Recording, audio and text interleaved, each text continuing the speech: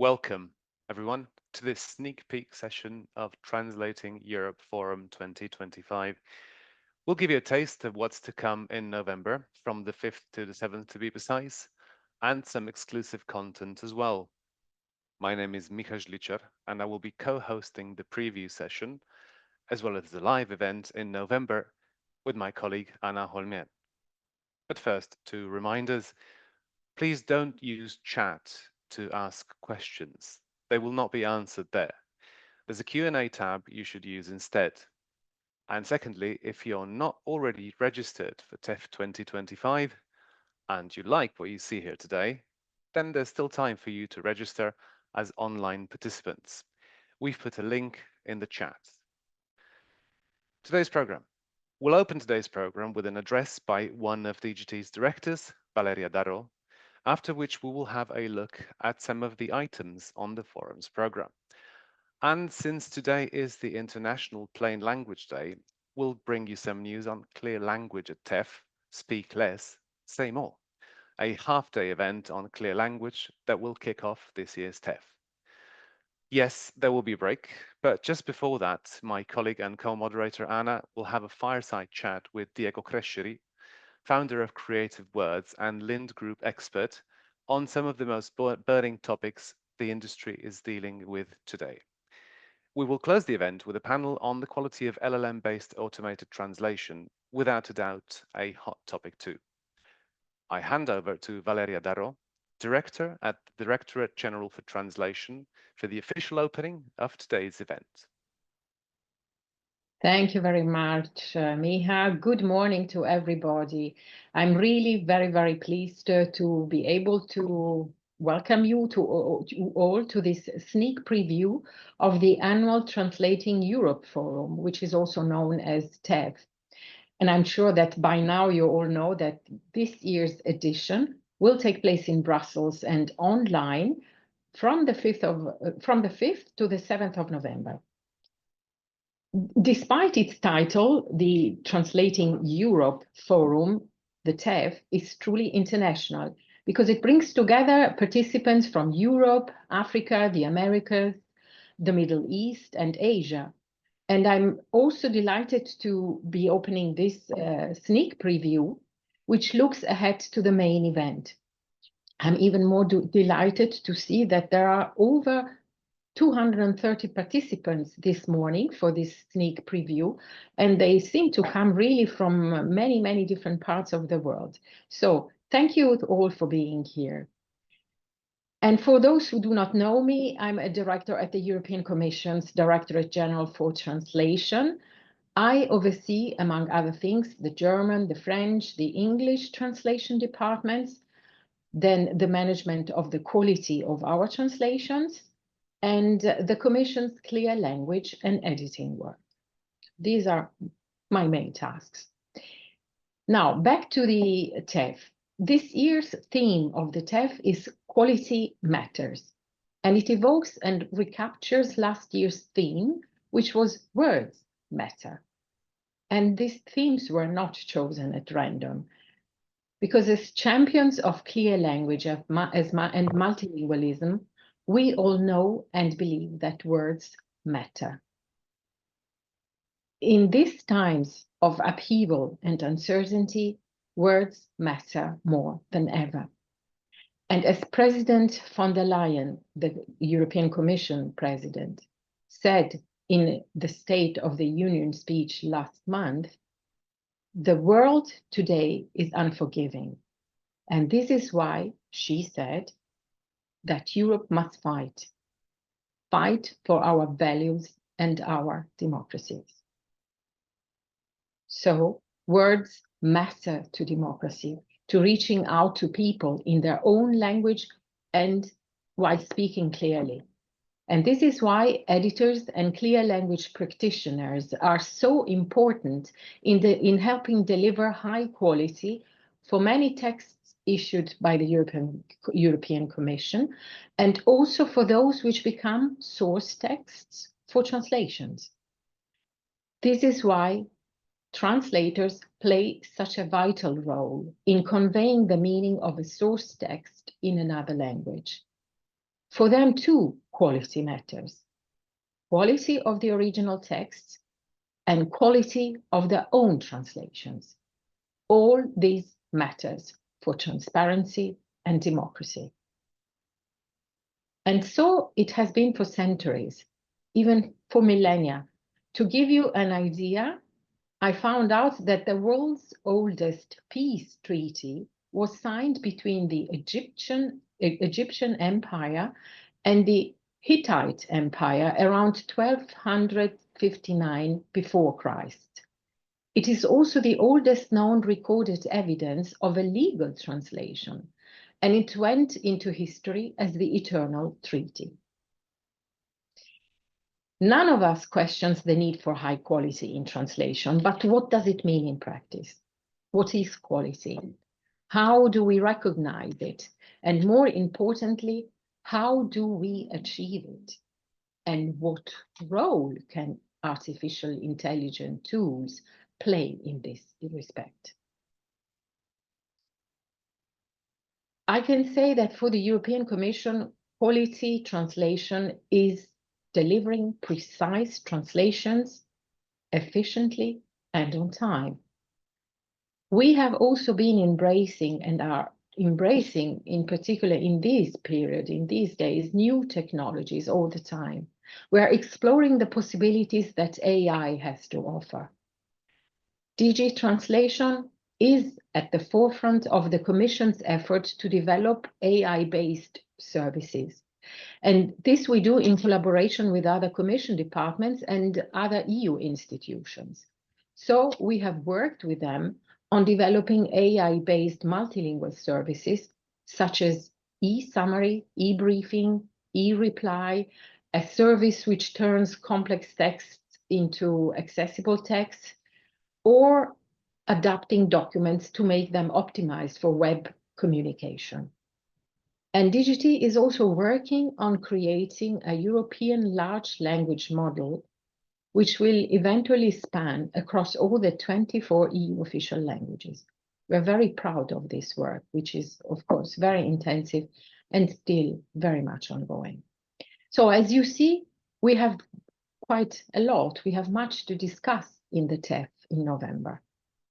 That's one reason why we decided also to organize this sneak preview today, which focuses on AI and its opportunities, its consequences for the professions of translators, localizers, language professionals in general. But also we will deal with the quality of LLM-based automated translation. Very interesting, I think. There's another good reason for this sneak preview, which you will see from today's program. It is the ClearLanguage session that this year will precede the TEF. Likewise, as today is International Plain Language Day, for the TEF, we will start the proceeding with what ClearLanguage is, and what with a few sessions on ClearLanguage, and this will happen in the morning of the 5th of November. So I hope you can also attend this first initial part of the TEF. As I said earlier, ClearLanguage is key to enabling people to act on the information that they receive, so that they can participate in the democratic process. And indeed, ClearLanguage makes a tangible difference in people's lives. For example, businesses that communicate clearly can cut errors, they can increase customer satisfaction, and they can boost efficiency. Also, public bodies that use ClearLanguage build trust with the public. The European Union's policies, laws, and decisions are made with people, not just for them. And this is why people need to know that they can rely on us to tell them in clear and accurate language what their rights and responsibilities are, and which opportunities are open to them. Official texts riddled with jargon or legalese exclude many people from participating fully in society. And this is what we don't want. On the contrary, language that is clear, concise, inclusive, it helps support a democratic society which is healthy, open, and fair. It is a valuable asset in a world saturated with information, misinformation, and disinformation, I would say. And also, in particular, in the European context, where multiple languages and cultures come together. Therefore, we need also clear language. At our DG, the Directorate General for Translation, clear language and quality translation go hand in hand. The clearer the original, the higher the chance of delivering a quality translation. And this is important because DG Translation, DGT, is the custodian and promoter of multilingualism in the EU. As a matter of fact, we produce an average of 2.5 million pages of translations every year, and we translate into and out of 24 official EU languages. So translation very much remains our core business, along with our AI work, which I was hinting at before, and our editing services. We in DGT, and in general in the European Commission, we are committed to edit and translate texts to the highest standards because of our firm belief that high quality source texts and high quality translations are key to building trust with the people across the European Union. Those who rely on us for clear, accurate, and transparent information. And that trust is the foundation underpinning our shared European project. So I hope you can enjoy this sneak preview of the 2025 Translating Europe Forum. And I also look forward to seeing many of you here in Brussels in November or online as you did today. Thank you very much. Thank you for being here with us.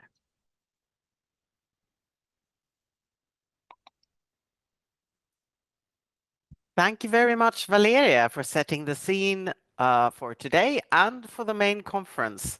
As you in the audience have been introducing yourselves in the chat from all corners of the world, I was really enjoying that. Thank you very much. I should introduce myself as well. I am Anna HOLMÉN. I work here in DG Translation of the European Commission, and I am Micha's co-moderator today and on 5, 6, and 7 November for Translating Europe Forum, for which I hope you are all just about to register if you haven't already. And if you haven't, we are here to whet your appetite. So, Micha, let's give our audience a quick run-through of the highlights of the program so they know what they can expect in November. We will start off TEF 2025 with a whole range of talks dedicated to clear language. But I won't say anything about that now because our colleagues Mark and Ingrida are getting ready backstage to talk more about this at about 10 a.m. Let's instead hear a message from our first TEF keynote speaker, Anna Gerberov-Arenas, on her research on measuring and quantifying the creative process. We hear a lot these days about the added value of creativity or quality in translators and also large language models. But very few data is provided on how to define it or quantify these complex traits and skills. If you want to get more data on these very interesting and complex topics, come and join us in beautiful Brussels. This year's seed-setting panel will feature members from the academia, language service companies, public institutions, NGOs, and standardization bodies to discuss quality in translation. Our panel chair and language industry expert group member, Alexander Bondarenko, will chair the panel as they try to find agreement on what we mean and what we should mean when we talk about quality in translation. Quality is, of course, the topic of the whole conference because quality matters. That same afternoon, we will follow up with another panel specifically on terminology and data, and how they make an essential building block for translation quality. The chair is another of our LIND group members, Lucio Bagnulo, with panel members representing DG Translation, the World Intellectual Property Organization, and Ilan Languages, all bringing in the AI aspect to the debate. And to close the first day of TEF, we will have a celebration. Our Director General, Christos Elenides, will be handing the awards to our 4 winners of the European Masters in Translations Present Your Thesis Challenge. You can already now find the names of the winners on the webpage of KCTI, our Knowledge Center for Translation and Interpretation. And on the second day of TEF, you will meet keynote speaker number 2. I will already now hand over to Bruno Herman himself for his take on quality in translation. Forward to discussing this very hot theme, which is quality. I will explain a little bit more about why quality is tied to effectiveness and value creation, and how technology is going to help people like you, language professionals, make it even better. So join me in Brussels or online in a few weeks, and we'll discuss that topic with a lot of pleasure. Thank you. And next on the program, that second day, we will get expert insights on translation-related standards, with highlights on the 2 most recent standards, one on translation project management and another one on the evaluation of translation output. We will also have several sessions focusing on training, both of the trainers themselves and the students. Will Noonan of Université Bourgogne-Europe will chair a panel discussing how translator trainers can stay ahead in the fast developments and how they can convey new methods and knowledge in innovative ways. We're not only talking about the universities here, but anywhere in the language industry where training is required.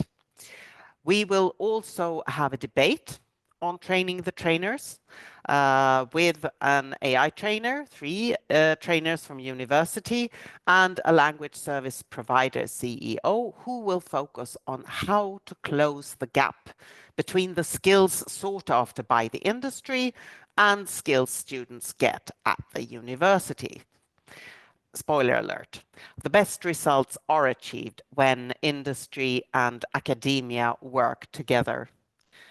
We'll also get a glimpse of an ongoing modern and even innovative course prepared by 2 of our LIND language industry group members, Diego CRESCERI and Balázs KIS, where students from Milan University are, as we speak, localizing and evaluating content according to a method that's close to how language service companies do it, which is another prime example of industry meeting academia.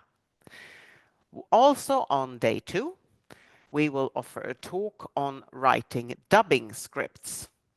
As organizers of Translating Europe Forum, we in DG Translation pride ourselves of not shying away from difficult topics.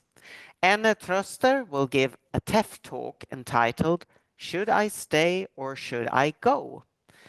Many of her colleagues have left the industry, and Anna will share with us how she managed to stay and be competitive despite the massive use of AI in audiovisual translation.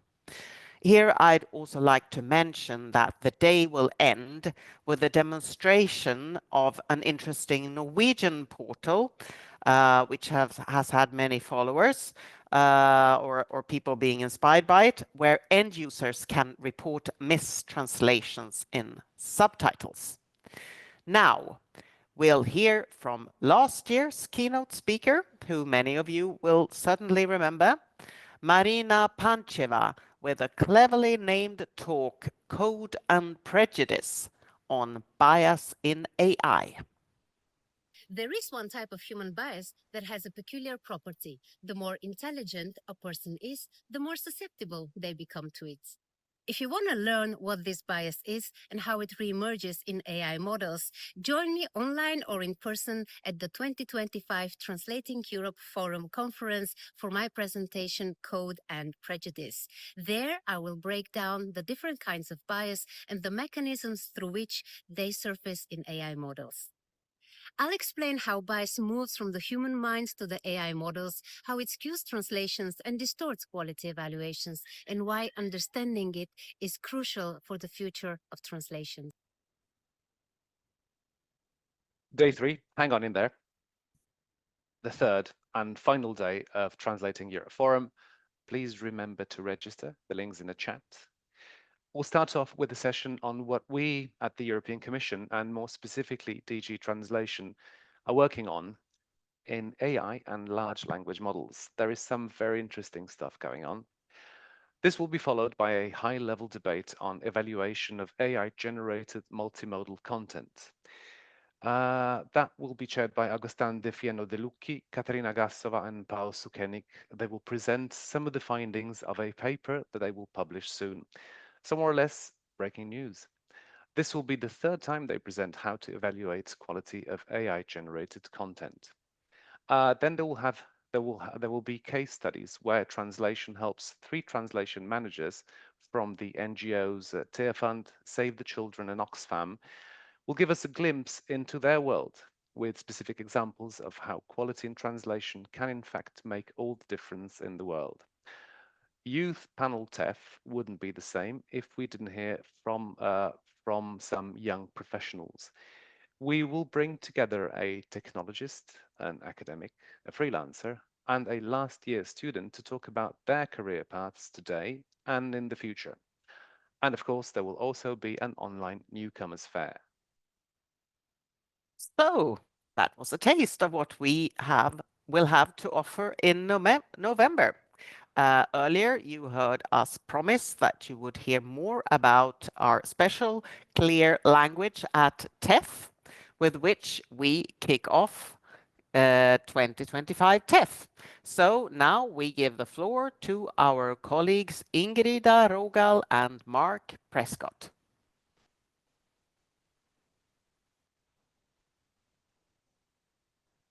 Thank you very much, Anna. Good morning, everybody, and welcome to this half-hour preview for what's to come at Clear Language at TEF, as we're calling it, the event that we're hosting on the opening morning of TEF, Wednesday, the 5th of November. My name is Mark Prescott, as Anna correctly said, and I'm joined today by Ingrida ROGAL, who will introduce herself later. I'm the Commission's Clear Language Coordinator. I'm also glad to see that there are other members of the Clear Language team, small Clear Language team at the Commission, online today with you.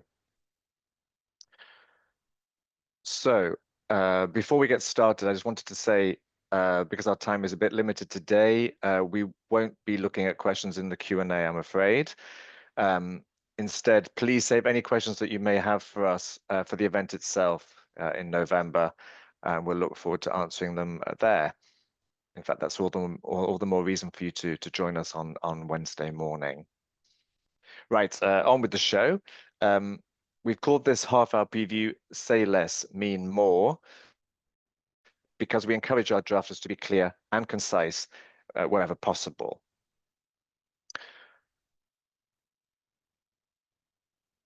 As Miha mentioned earlier, today is International Plain Language Day, as many of you, I'm sure, already knew. This is, of course, an important day for us as advocates of clear language at the Commission. But why should we bother with clear language? Why care? And why should we include clear language as part of TEF at all? Well, there are many reasons for that, which Valeria touched upon a little earlier. For example, clear language and clear communication are more vital than ever in this age of mis and disinformation. As a public body, the Commission has a duty to provide everybody with clear and accurate information that they can act upon in all EU official languages. So that means that clearer texts are useful for translators. They're a good aid for translators. And translators themselves, of course, have a vital role in facilitating clear language and clear communication.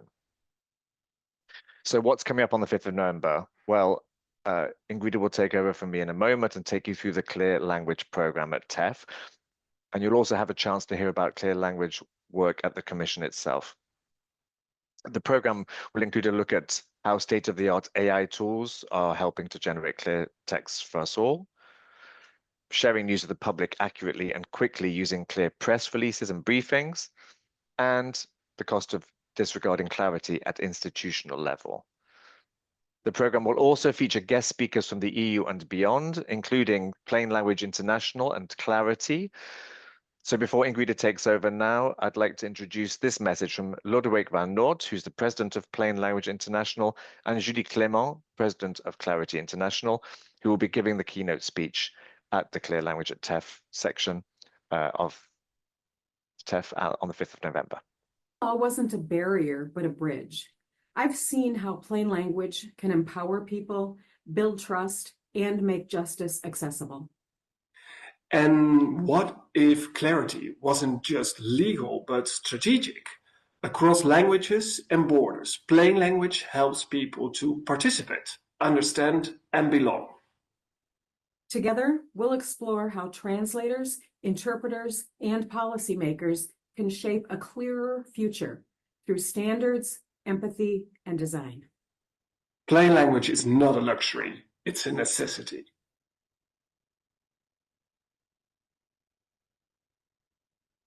Good morning, I'm Ingrida, and I'm a member of the Clear Language team here at the Directorate General for Translation.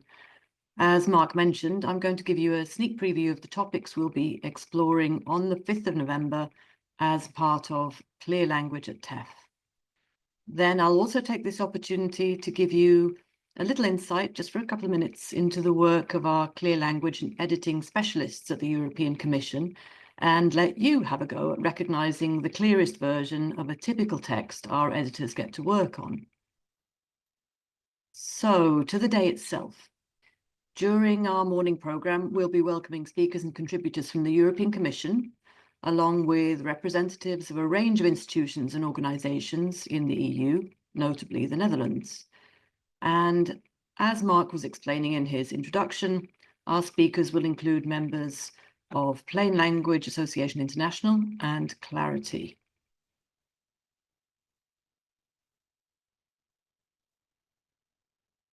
First, here's what you can expect from the session on clear language and the media, which will be taking place in person only. So sign up for this session to hear from the experts about how they go about producing press material that gets the right message across. Commission Press and Communication Officer Lynn Doe will introduce Stefan de Keersmaker, Director for Citizens Communication at the European Commission, and Michelle Weitzman, Plain Language Consultant and representative of Plain Language Association International from Toronto, Canada. Stefan and Michelle will share their perspectives from either side of the podium about presenting news to the press and conveying that news to the public. On my next slide, I'd like to recall an incident some of you may be familiar with to illustrate what can happen when things go wrong. Misinterpreting or misrepresenting a vital piece of information when presenting it to the press can have tumultuous consequences. Press conferences that are underprepared or badly briefed can result in news being shared inaccurately or being misconstrued. We can probably all recall events over past decades where the rapid dissemination of breaking news has had a shocking, almost instantaneous effect on the world stage, mass protests erupting and even the path of history changing. Context is also crucial. These images of Orson Welles' famous broadcast of War of the Worlds in the USA in 1938 recall the chaotic reaction to a special Halloween radio theatre episode that mimicked real news bulletins of a Martian invasion. Because the programme had no advertising breaks, it felt very realistic to many listeners who thought the invasion was actually happening. This event is sometimes called the original fake news, but deceiving the public and giving rise to a media scramble wasn't what the radio station responsible had intended with this broadcast. To many listeners, the context wasn't clear. It's an extreme example of how presenting a story out of context or in a misleading context can have dramatic consequences. So it's vitally important that information with a global, regional, or local impact is conveyed clearly, both in the words used and the context they're put in. Even when the consequences are not quite so dramatic, we all want the media in its various forms to share news with the public accurately and quickly. If all those involved use clear language and a clear context, they greatly increase their chances of success.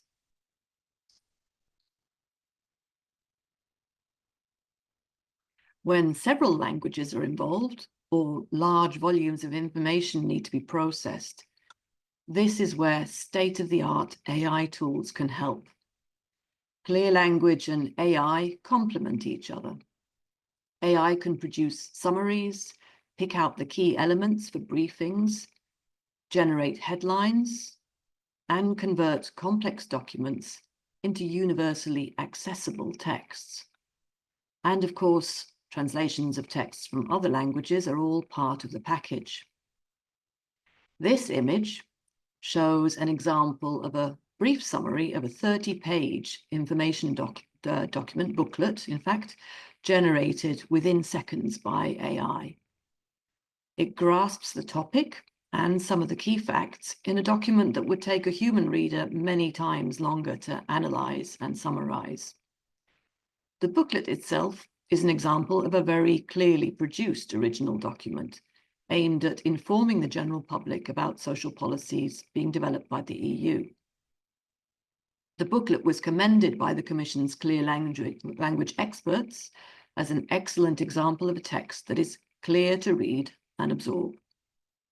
These characteristics, in turn, mean that AI tools have the best chance of producing an accurate summary that is of maximum benefit to the user. During Clear Language at TEF, participants will be offered a unique insight into some award-winning and eye-opening AI tools that summarize, explain, and clarify. Sign up for the breakout discussion, AI Services for Clear Language, for an opportunity to learn from DGT's Information Technology Project Officer, Helen Dobby, about some of the AI tools and services being developed by the European Commission. Helen will be joined by Hester Benedictus, Dutch public policymaker in social and healthcare policy. In 2023, Hester's team won the Amsterdam AI Hackathon's impressively named Most Mind-Blowing category with the Lees Symbol app, which helps people with low literacy skills read and understand complex government letters. This session will be live streamed, so please join us either in person or online.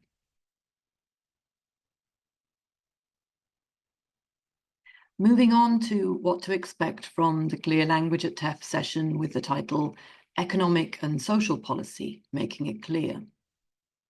This session will discuss the consequences of unclear communication and the importance of prioritizing the needs of non-experts.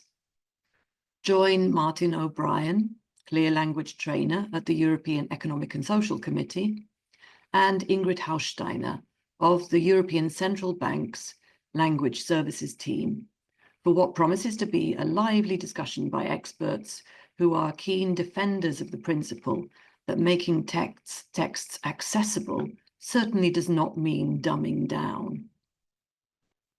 They'll illustrate how, if economic and social policies are hard to understand, society pays the price. You'll discover practical ways to champion clear, inclusive policy writing.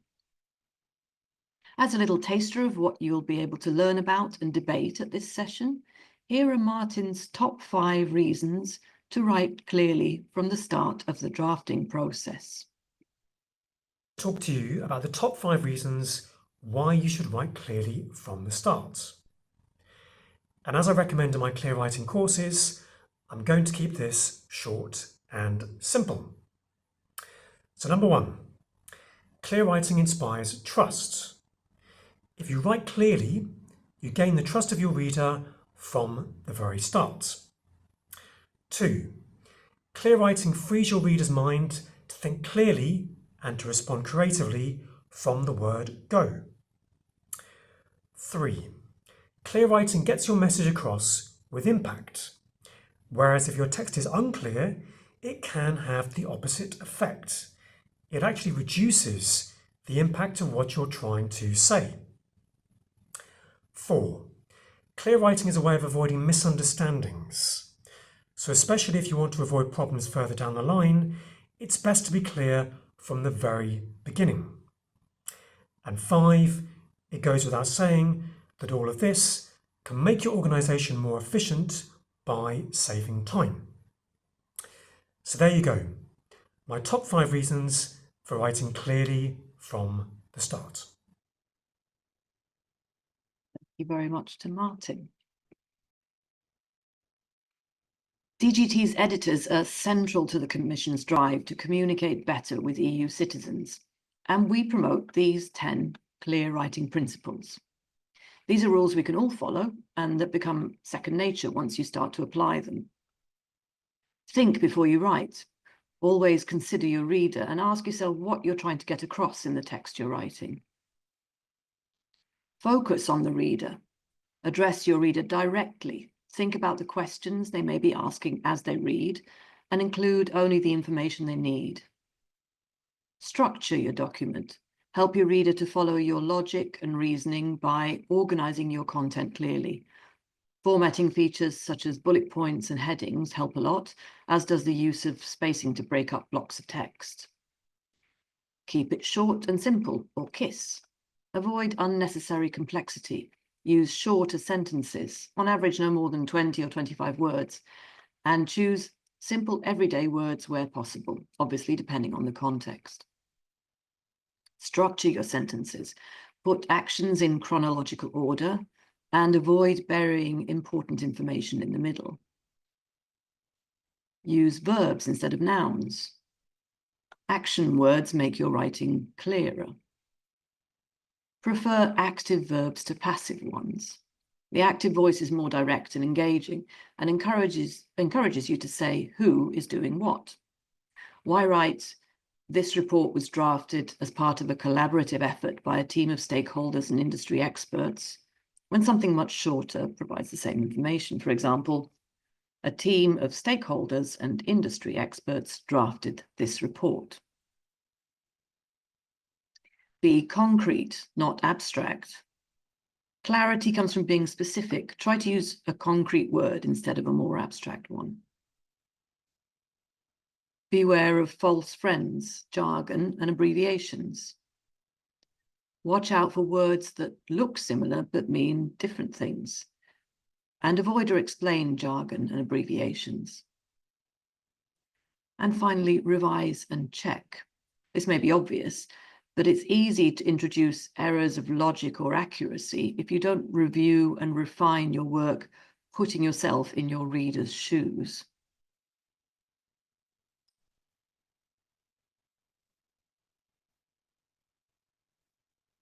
Here at DGT, our editors work with drafters across the European Commission to produce documents that adhere to those 10 principles. Here's an example of a passage taken from a longer document in 3 different versions. Incidentally, the text is in keeping with the theme of World Mental Health Day, which was marked on 10th October, just last Friday. One of these 3 short texts appears as it was originally drafted. Our editors here in DGT have prepared their best version of the text from the original, but they've also taken things a step further and made one of the versions less useful. An AI summary of the original tells us that this text is about the EU's strategic plan to promote mental health and well-being up to 2030. So that's the topic of the text. Now have a look at the 3 versions on the screen, and in a moment you'll be able to vote and tell us which you prefer, which one gets the message across most clearly for you. So do read the texts. Give you a few seconds to do that.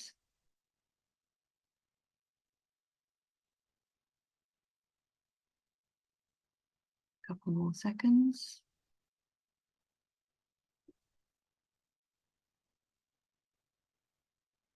So if you've had a chance to read the 3 texts, hopefully you've all managed to do that. And we hope that the best version was clear enough without needing to reread it. And the poll should be appearing on the screen in a moment. So please go ahead and vote. Which text is just right in your view? You can make a choice, have a think about it, look at the text again for a few seconds.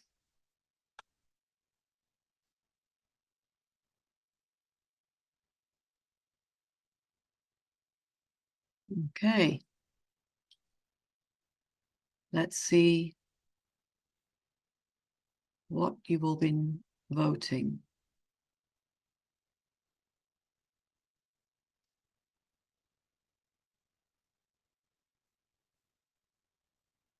Okay, fantastic.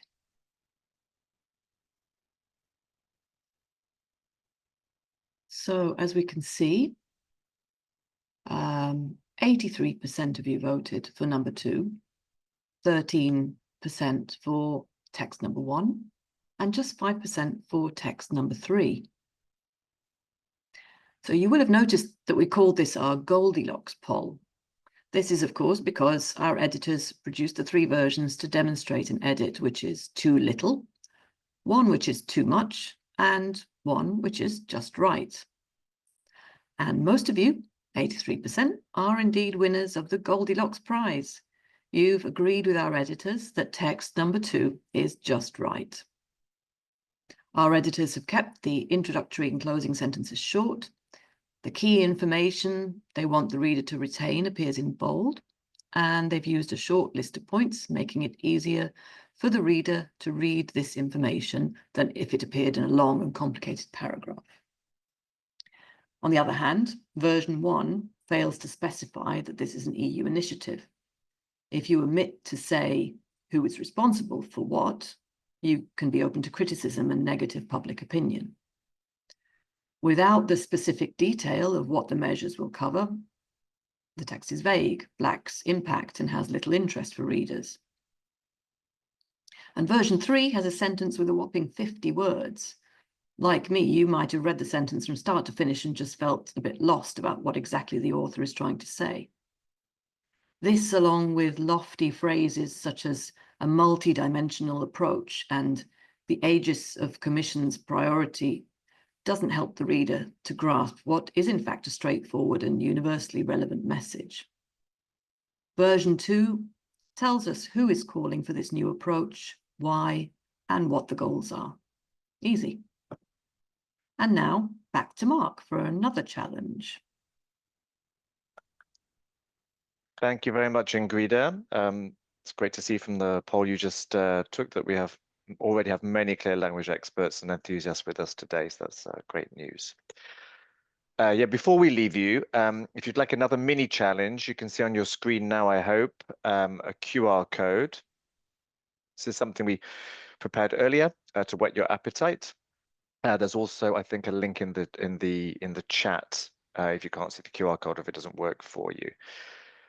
It's just a little quiz that we've prepared for you that you can try out after this session at your leisure. It's a bit of fun, of course, but at the same time, it will hopefully give you an insight into the kind of work that we do and the principles we promote at the Commission on a daily basis. And that about wraps it up from us. We hope very much that this short preview has made you curious to learn more about all things clear language at the Commission and beyond. And as you can see, we've prepared an interesting and varied program for you with some leading clear language champions as part of our lineup. So we look forward to seeing you on the 5th of November in the morning. If you haven't signed up already, then please do so. We'll be there from 9:30 in the morning until 1:30 in the afternoon. And whether you tune in online or in person, you'll be more than welcome. Thank you very much for listening. And on that note, I'll hand back to you, Anna and Miha. Thank you very much, Ingrida and Mark. I love the Goldilocks fairy tale reference. I was just wondering if the prize is that bowl of porridge. I was hoping for something better, but it's fine. That's fine. It's healthy. Clear language is healthy. Porridge is healthy, so it kind of goes together. So we had one question about where to find the online program, and it is already there. You will find it if you follow the registration link. So whether you're registered or not, just follow the link and you will find the program there, so you can check and see what we say is correct. And now we are here on screen together with today's panel, and they are lucky because we're a little bit ahead of time, so they will get a little bit of extra time for their panel.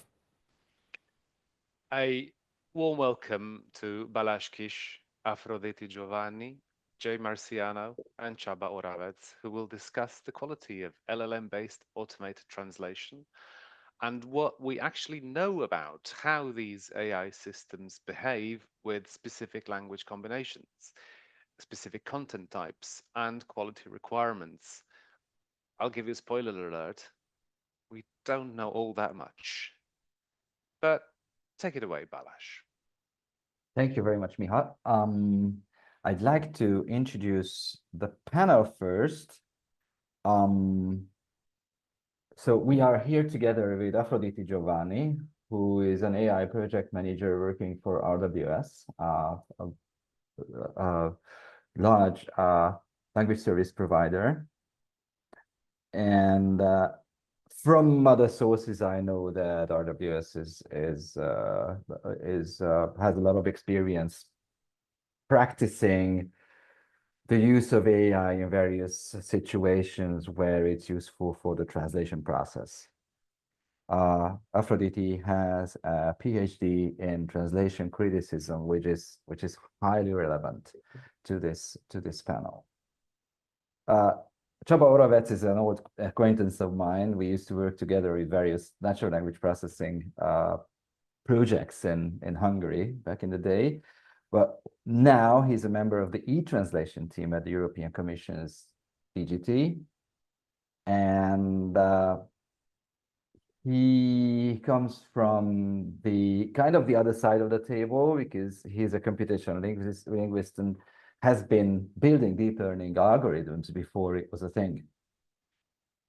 So I expect really interesting insights from them. And last but not least, our third panelist is MARCIANO, who pretty much sees the big picture over the whole scope of translation and machine translation. He's the president of the Association for Machine Translation in the Americas, and also president of the International Association for Machine Translation. And he presents widely on MT, AI, and the future of the translation industry. So I think we have it covered. That doesn't mean that we know everything that there is to know, or that can be known about the quality produced by AI systems in various settings. My name is Balázs KIS. I'm one of the founders of MemoQ, but this is not why I'm here. I'm here because I've been working together with the LIND language industry expert group of DGT. And I have been interested in natural language processing since the early 90s. And in that capacity, we had the chance to work together with Csaba in the past. I would like to commend the audience.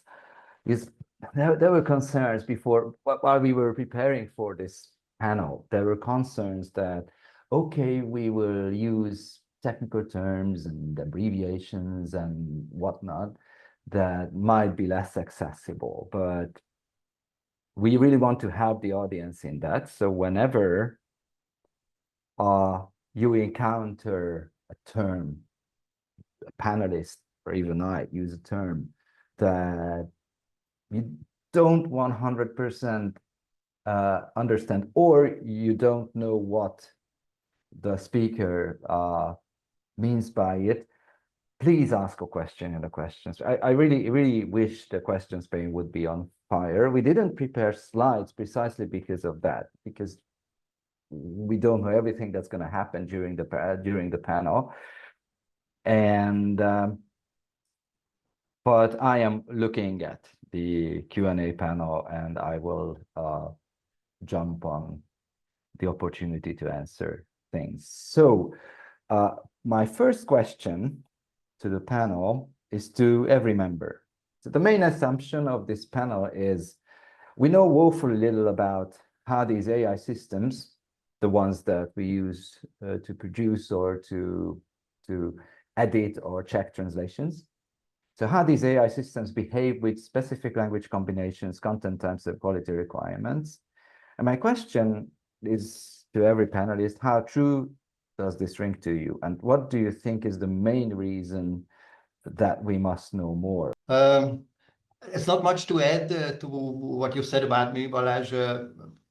My background or my primary focus these days is more on the model developer side. So if I look at the question, if I consider the issue of evaluating LLM-based translation outputs, then I basically have 3 areas in mind. And coming from this development or developer background, one of the areas is the challenges and more or less known issues with current automatic metrics that we actually use to judge the quality of translation outputs of different systems.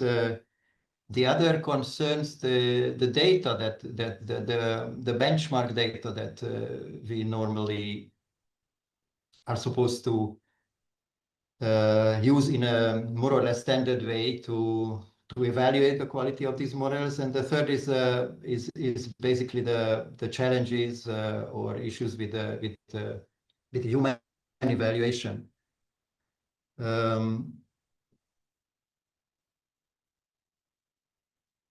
I don't know how much I'm allowed to go these 3 areas now, or shall I pass the? You can go into this very briefly. So tease them in like 1 sentence each. Okay. Right. So one of the major problems with so first, just a brief look at the automatic metrics that we are kind of forced to use if you want to develop models fast and efficiently. We need to use automatic evaluation to make sure that we are actually progressing in the model development itself. So one of the main issues with current metrics seems to be that there seems to be a growing discrepancy between how these metrics behave with respect to the machine translation outputs and human translation. And there seems to be a bit of a dance and a bit of a penalization, or we might even say the systematic penalization of human translation by some of the current metrics. So that's kind of a challenge that needs to be solved. The other is more or less a pretty obvious one. This is the language coverage of these metrics and the performance of the metrics across languages and also across domains to some extent. So we have kind of this nice name or a slogan for some of the recent systems, NLB, like no language left, but might not be that much true. Sorry, Csaba, can you repeat that, because you were breaking up right so when you Meta has their famous system, which is kind of a multilingual language processing or translation system that they like to call no NLLB, that is no language left behind, because it covers I think close to 1,000 languages or something like that, or claim to cover. So, but it's been shown that actually the metrics that we tend to use in automatic evaluation tend to kind of score or produce scores which are very uneven throughout these languages. And this is true both for system outputs and human translation as well. So, and that's highly unlikely that actually human reference translations would be worse for some languages than for other languages. And still we see kind of a strong tendency of underscoring or evaluating outputs for specific languages. So that's another problem. And with respect to data or benchmark data set that we are normally using through these valuation workflows, we might have or frequently see some biases with respect to domain or societal prejudices or whatnot in these data sets. And then there is another kind of intricate issue, a delicate problem of model contamination, meaning that some of the models that are very popular and seems to be very powerful and performant on specific tasks, including machine translations, might have seen most of the data that we actually use to evaluate. So we don't get reliable results there. So that's another problem. And the third point about human evaluation. So we are seeing higher and higher quality of outputs from these systems, in particular LLM-assisted translation workflows. And this high quality poses a bigger and bigger challenge to human evaluation as well. So we most likely need kind of highly competent translation experts to really reliably evaluate those outputs, and this is not cheap, and the protocols kind of need to evolve parallel with the improvement in quality as well. And then yeah, so we can go to details on that aspect as well. But now I'm finishing here. Thank you, Csaba. That was really insightful, and we got a good introduction into what are limitations, what problems are from the model builder's perspective. I would like to hand over to Jay now.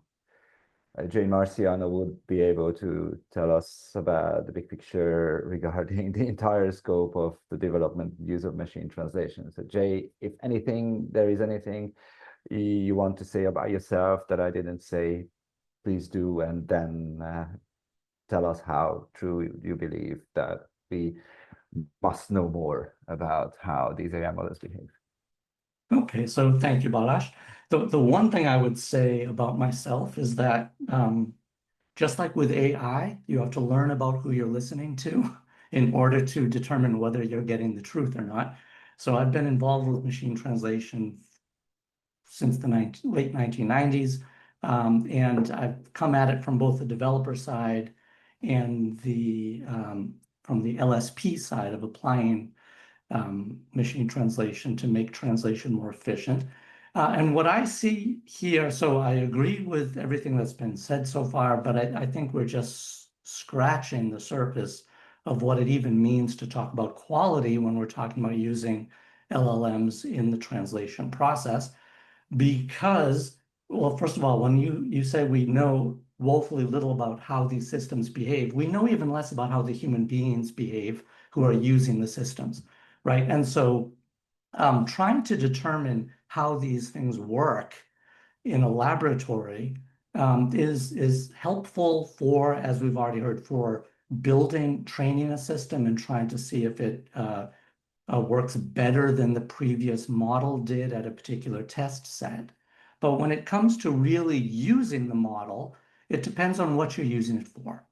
And so testing something, we already heard earlier today about using LLMs to simplify language, to summarize a document, and things like that. And testing for those things is even beyond what we're talking about today, right? So when we're talking about translation, that's one thing. But but translators use LLMs for much more than just translation. They use them to collect terminology, to align documents, all kinds of things that go well beyond actual translation. And so testing those things is a whole different discussion, right? It's difficult to even get there. So then let's talk about evaluating translation. And here we have two separate categories. One, which we've already talked about, is evaluating how well a training went on a large language model or on any MT system. And then the other one is, how do you measure how successful the project actually was? So what the translator, how much work did the translator actually have to do? Now, we know more about that, but it's after the fact, right? It's after the translator's actually done the work. You can very easily measure edit distance, so how many changes the translator made, which is a good indication to the quality of the translation, but it doesn't really help you improve things. It helps you to determine how well the machine translation performed for that use case. However, in today's world, you can then feed that information back into the training. So you can actually come up with a test set, with training material of those sentences that had a very high edit distance. So by high edit distance, I mean the translator had to make a lot of changes in order to take that machine translation output and create the final translation output. So then if you add to your training set with exactly those kinds of sentences, you'll see bigger increases in the quality of your system. It's kind of common sense.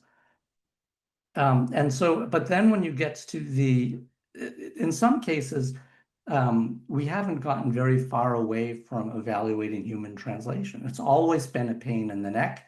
It's always been subjective, and it remains subjective because language is subjective. So what we do need to do is really look at the use cases. So why are we using this system? Why are we translating the text? And in my world of trying to be very practical, the better thing to do is to measure the effect of the translation. So did you actually manage to do what the translation was meant to do? Which brings in a whole nother level of how to evaluate.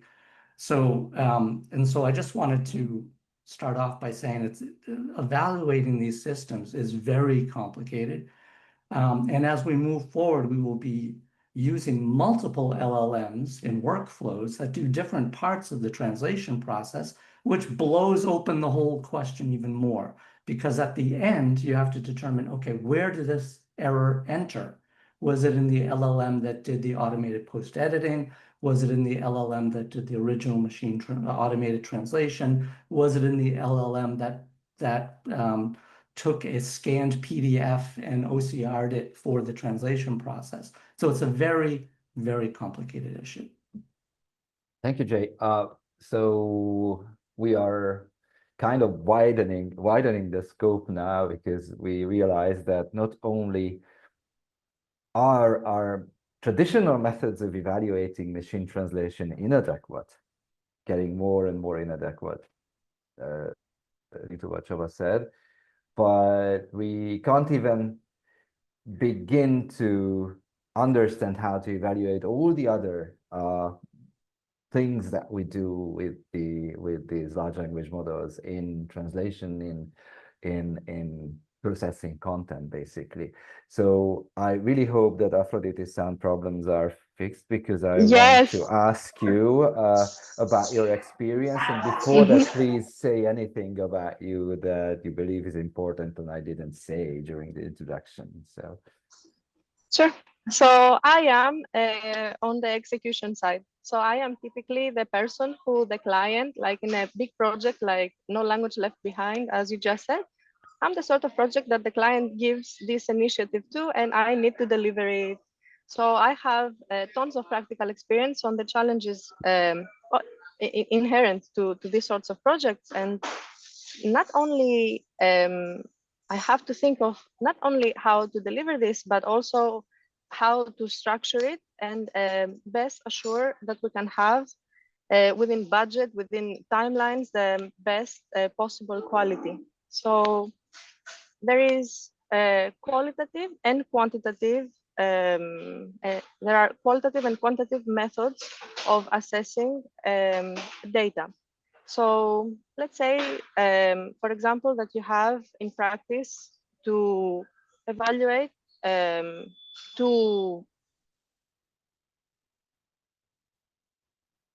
You seem to be frozen now.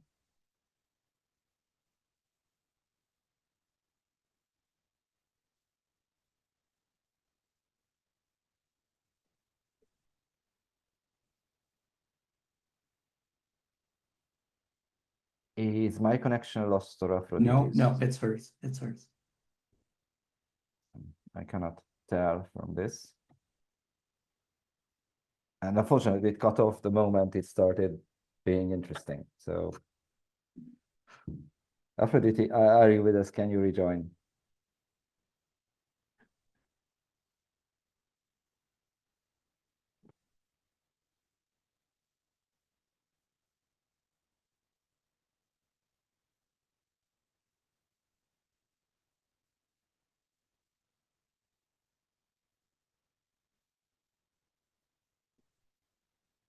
I would suggest we move on, Balázs. Yes, I'm afraid we need to.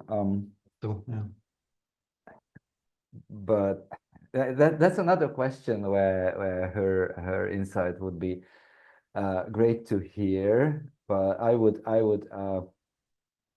return to something that Csaba said about changing the way human evaluation of model outputs are reviewed, and this is due to the fact that the quality and the characteristics of the model output change. We have qualitative and quantitative methods of assessing data. So on a qualitative manner, it can be a full report. It really it's more personalized and it's more reliable, because by picking the right people, you can rest assured that they can explain to you, you can call them, they can write reports, you can understand why people are making the decisions that they are making. But when you're running things at very big scale with thousands of languages and in very short time, and you have deliverables to attend to, you need to rely on quantitative methods, which don't entail a lot of processing words, but mostly processing numbers. So let's say that you have any sort of original statement in a segment in any language that you want, and you have a machine translation underneath. What people need to do in these large scale projects is to evaluate them in a scale, in a specific scale, let's say from 0 to 5. So these are the mean opinion score, or the Bushra, as we say in the business type of evaluations. Now, the main problems in these sort of large scale evaluations are, first of all, on the delivery side, the profile of the people entering these evaluations can make or break the numbers, because it's a majority sort of opinion projects. So when you have difficulty sourcing people, the small group that agrees to do your project in a specific low resource language can really give you misleading mean opinion scores. And this is something very difficult to adjust to, because it's very difficult to find people at the first place. Then when you have easy languages to sort, you have a lot of data, and then you need to have your numbers down very well. There are some main KPIs that we are following to see patterns in evaluations, and not only inter-annotator evaluations, but also intra-annotator evaluations. So to understand if people are paying attention, if people are, for example, always rating 3 because they perceive it to be more or less from 0 to 5, more or less okay. So as you can understand, the guidelines, for example, that we are creating for these people play a fundamental role in the way that they are approaching their own job. And when you have thousands of people in production, you must automate qualification. So you create a data pipeline to run these evaluations that makes things run on their own, and you need to set it up very well in the beginning in order to have reliable results. Because during the course of 24 hours, you're working in many different time zones, and you can have, like on a budget level, you can go way overboard for data that you cannot use at the end of the day. So these are some everyday challenges that we have to face. Or for example, the client doesn't, it also depends if the client is giving you any intel. Do they give you guidelines on how to run it? Or are they just trusting you, letting you do it? You give your first deliverable, it can be whatever amount of money, and then they run on their own KPIs to see if it checks out. So it is very challenging, in fact, to read the data. Yeah, thank you very much. I think everybody's answer goes pretty far, but what I got and the experience I also had as someone who tried his hand with natural language processing back in the 90s, that one of the challenges of assessing the quality of machine output is our insufficient knowledge of assessing the quality of human output. And usually, especially back in the day, practitioners of natural language processing solved, quote unquote, solved this by saying that whatever humans say is good quality is good quality. But we all know, especially those who worked with human translations a lot, that human translation is also not perfect. So this is one of the things that I'd like to tie back to, and the other is, like I said before, Afroditi was able to return, luckily. Something that Csaba said about machine output is getting more and more difficult for humans, precisely because the quality, or let's say fluency, of the machine output is getting better. So it's harder to spot the real problems that could be just as devastating as those in the time of statistical machine translation, where spotting the shoddy machine translation was much easier because it was glaring in your face. And I remember this from my time as a publisher. We were translating books about programming, and some parts of those books were really, really hard to understand. So we used translators who were also engineers or trained to be engineers, and we encountered the so-called lying translator on occasion. The lying translator would give you a fluent translation, but save time on researching terminology and the true meaning of the text that they are translating. So you get something that sounds really good, and when you, the editor, read it like 3 times, then you realize that, okay, there's something off with this, and it's not what the source text said, but it takes more effort than making the word order changes that sometimes happen with rushed human translation. So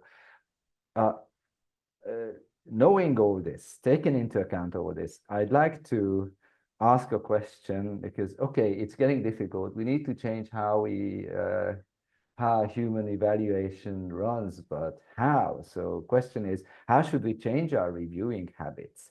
And what is the most important change you think we must make? And I also would like to tie back to something that Jay said, that how do we evaluate taking into account the actual outcome of the translation project, which we don't hear much about. It's still, to my mind, remains in the realm of the wishes. So I would like to give the word first to Jay, and then Afroditi and Csaba. Okay, so as you've been kind of hinting about, Balázs, as you've been talking, evaluation of highly fluent automated output is more of a matter of checking for the accuracy of the information than it is for the grammaticality or the correctness of the translation. So what we're seeing is much more need for a true subject area expert to be doing the reviewing, so that somebody who truly understands what this text is about, so that they can determine if the automated part of the translation process introduced anything that is just contextually wrong. So something where the content itself is actually wrong. So gone are the days where you have to look for typos, because computers don't misspell words, generally speaking.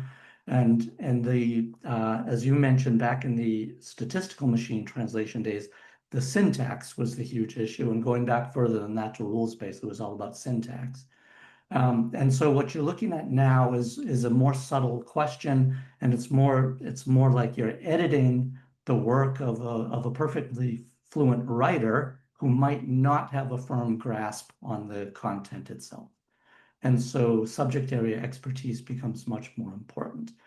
And on that level, so when you look at the various methods that we use for measuring quality, like MQMs and things like that, then already something that's wrong in terms of the actual meaning of the sentence would already be a severe error. So that doesn't necessarily have to change, but it is the type of thing that becomes much more important for knowing that you have to look for that. And then going back to what I said about basically task-oriented metrics. So did this translation actually do what we needed it to do? It is in some ways a more dangerous way of determining quality, because it means that you're risking that you're putting out a translation that you know might not do what you think it has to do, right? And so in fact, it's somewhat difficult, but going way back when the US government was still investing heavily in machine translation, they used tests which would actually translate things like instructions to do something, and then they would see if a person reading the translation could actually follow those instructions and come up with what they were supposed to do at the end. So it takes away the linguistic aspects of it. And I know translators, and I'm a language person, right? So I hate to hear somebody say, oh, the linguistics don't really matter that much. But in fact, what people need, we're trying to translate communication. And the fact is that what we use for communication is language. Language has grammatical structure. So the grammatical part of it is something that your end reader might not really care about, but what translators care about. But in the end, what people really care about is whether they got the information that they needed. And for that, you basically need to be testing the outcome. So did the readers behave the way that we expected them to behave? Okay, so if I wanted, and it's not unlike marketing testing, actually, when you get right down to it. So if you have a marketing program that you want your customers to do whatever, to buy or to set up a meeting or whatever it is, you would look for that same kind of indication. And you'd also measure it, you'd compare it to the source language. Okay, so that you're saying, did our translation, were the results of the translation roughly equivalent to when we had the source language presented to the source language audience? It's not a straightforward process, but it does get away from the arguable stuff. Like how often in the translation world does a translation go back and forth between the customer and the provider, and the customer and the provider arguing whether something is correct or incorrect. And the fact is, for the end user, it probably doesn't matter. It probably doesn't matter. And so what I ask people to do is to try to measure what matters. So what matters for this communication? Let's try to measure that. Thank you very much, Jay. That was really insightful. I would also, because Afroditi, you told us how it is, but I'm asking for wishes at this point. So how do you think the reviewing and habits should change in order to, it's not necessarily evaluating how good something is, but actually making something better? So how do you think we should change the way we evaluate and assess machine output? So it really, I think that there are different things to be said depending on what is the machine that we are dealing with. So are we working with a classical machine translation, or are we working with an AI-powered post-editing workflow? AI needs data, and when people approach the same way as they approach traditional machine translation, large language models, I think that they're going to hit a sort of limit at a certain moment. What you need is to differentiate between your system of records and your ground truth, your gold sets, for example, to train LLMs. LLMs don't need, let's say that you are building a custom LLM for your particular company. Taking the whole database of PDFs that you have to create an LLM is only going to get you so far, because that's good data, but it's not completely clean data. You need data that has been cleaned to perfection to make the LLM focus on them. So a very good way to do that, and this is a little bit forward thinking on how can we rethink of localization workflows in our traditional software, is in the segments where people are already working to post-edit, given that they don't spend so much time anymore doing this job because post-editing rates are faster. So you are meant to process more words per day when you're post-editing compared to a traditional translation, right? So it is even double the word counts that you are supposed to produce. So you have time left. What you can do is you can start doing a little bit of categorization of errors that you see in the post-editing segment within this workflow. So this is yet to be developed. What you can do is you can mark a phrase, a word that you see that in the post-editing, the raw text that you are doing has been wrongly translated for whatever reason you've just found out. And you can have an LLM-powered and agentic sort of workflow there to categorize this error, explain it, and teach the LLM as you're working. So something from the localization of the future, I suppose. But this is how I see it, because we need data, and who better to give them than the specialists that we assign these translations to in the first place. Thank you very much. I was in the meantime looking at the questions here, and there was a follow-up to what Jay said about assessing the outcomes. So it's really interesting that we are touching on both, because categorizing the errors, taking a second look of what we post edited, and I have to say that my editing experience in publishing, when we were pretty much post editing after translators, is very similar in the sense that when you are just making progress with the text and making word order changes, for instance, I said this before, I know, gives you little chance to actually take a step back and look at what you just corrected, what you have just done, and that could really be impactful. And at the same time, when we return to those back and forth that we have with the client, sometimes we lose sight of a more profound source of truth, the outcome of the communication. And this is why Stefan in the questions and answer box brought up the translation of assessments, exams, where you know the translation doesn't work when the exam doesn't work, when the exam suddenly turns out to be less fair, or suddenly begins to lead the candidates taking the exams to give the wrong answers, and so on and so forth. And that is a really important part, both of them. And I think we are still scraping the surface, and that's also partly because we don't know how humans behave on that part. And the question is there a way out of time-consuming pilots, because these do not seem to be very well suited to automation. But before we go into that, I would love to have an answer to that from the panel. So those parts of the evaluation that need time-consuming human pilots because of the semantics of the communication, because of what the communication is intended for.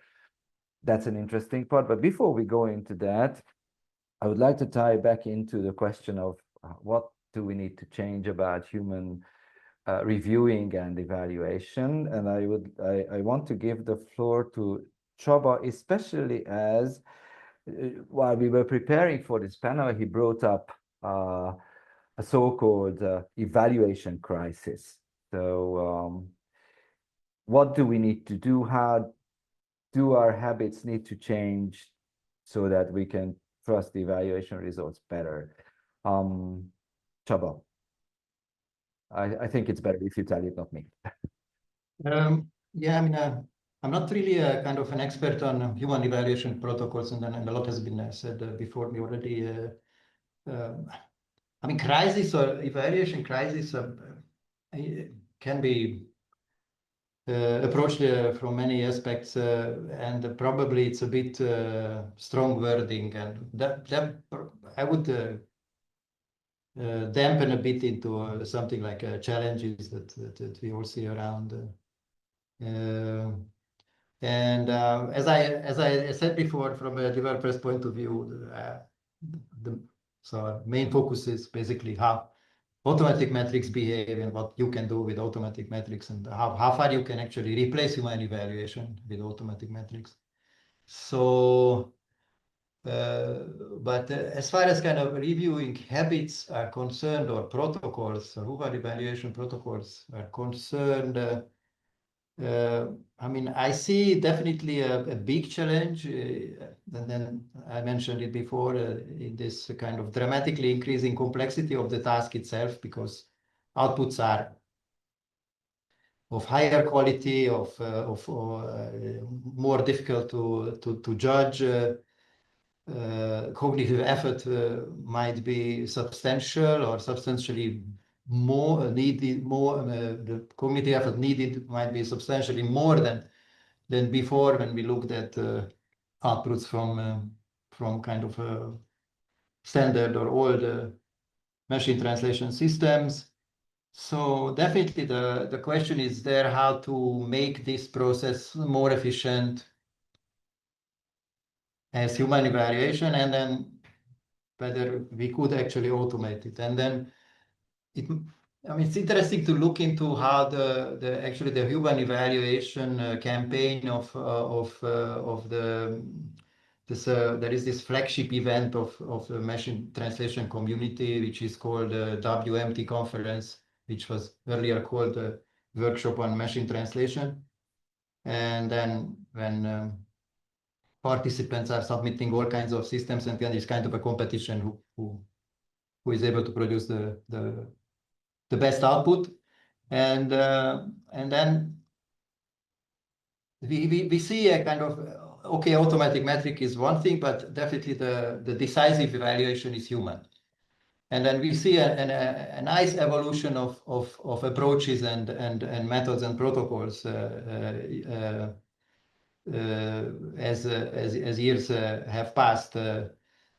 From kind of very simple pairwise rankings and then score assignment into kind of a more informative, but also perhaps still efficient enough processes where we can say that scores are no longer enough. We need to have error labels to identify what exactly the problem is with a specific translation, and also the interval or the span that is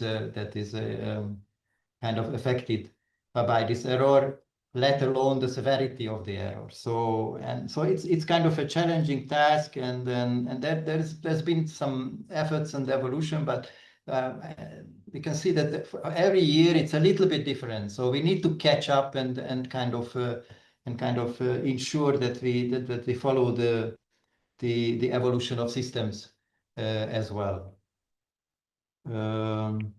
Yeah, and then another point is that I think Afroditi mentioned that as well before, but so there is some valuable data that is actually generated when people work with the machine translation outputs, either post-editing it or whatever, reviewing or something.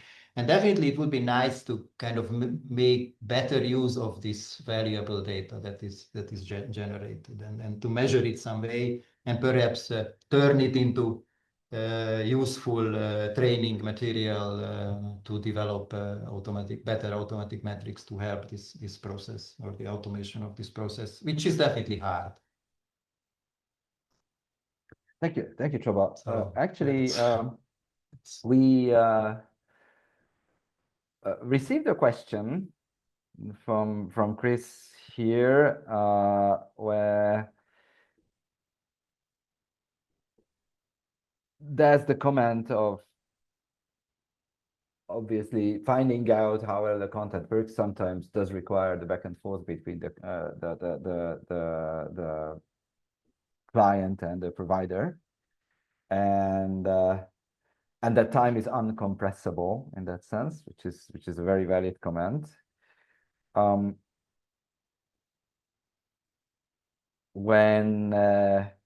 the question is for speakers involved in with the metrics business, and I think none of us are involved with the metrics business in the sense,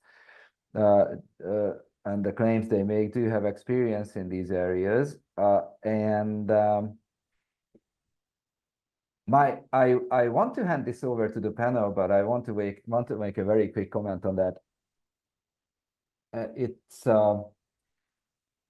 the appearance of large language models is very sudden and very fast from the perspective of the practitioners.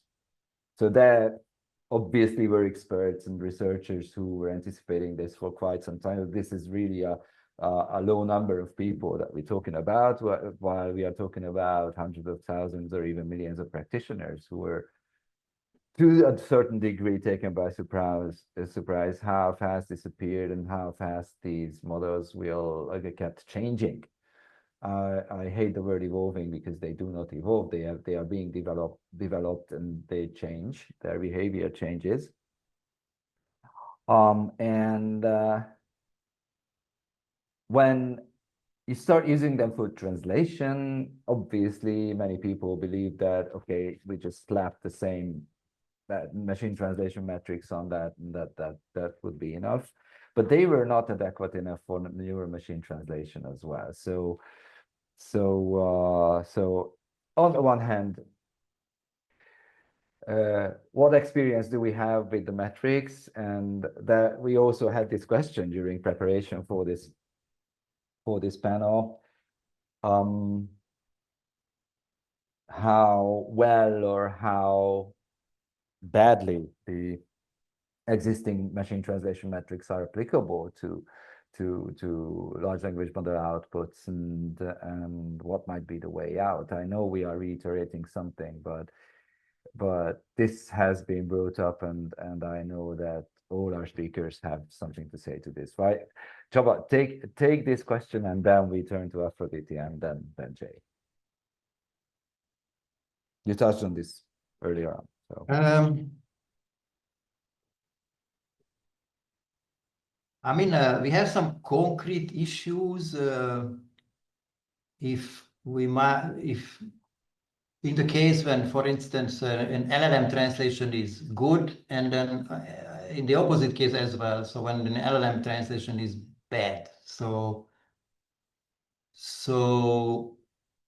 I mean, most of the kind of the metrics that we use will have, this is kind of less and less true, but we'll have some dependence on a single reference translation during training and then during actually in the evaluation process as well.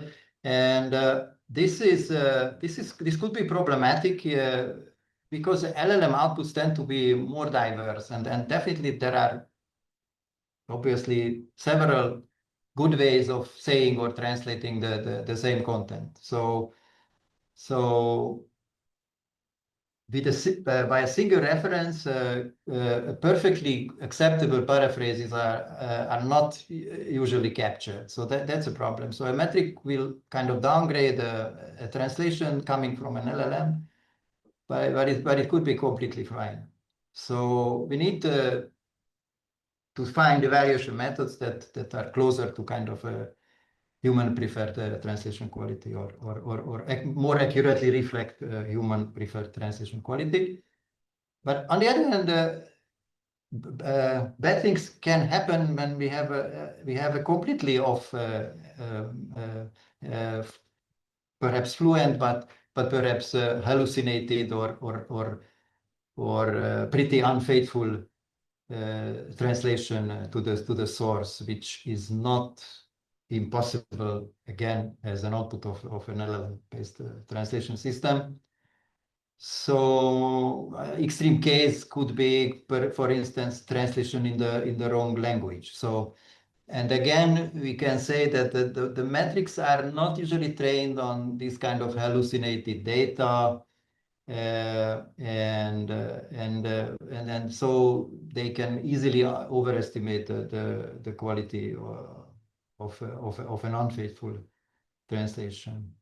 So there is definitely the possibility of kind of high scoring some pathological outputs for several reasons. And then there is this very kind of a delicate issue of metric interference, but I won't go to that at this point. I think we won't have time for that.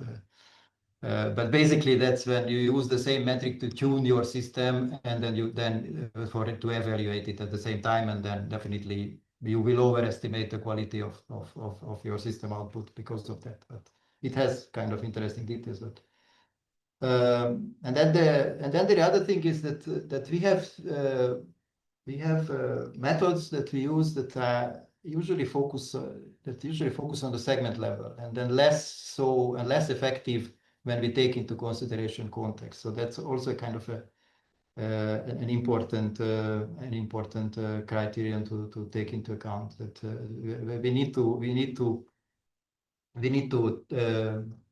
take a broader context into account in all of our evaluation processes.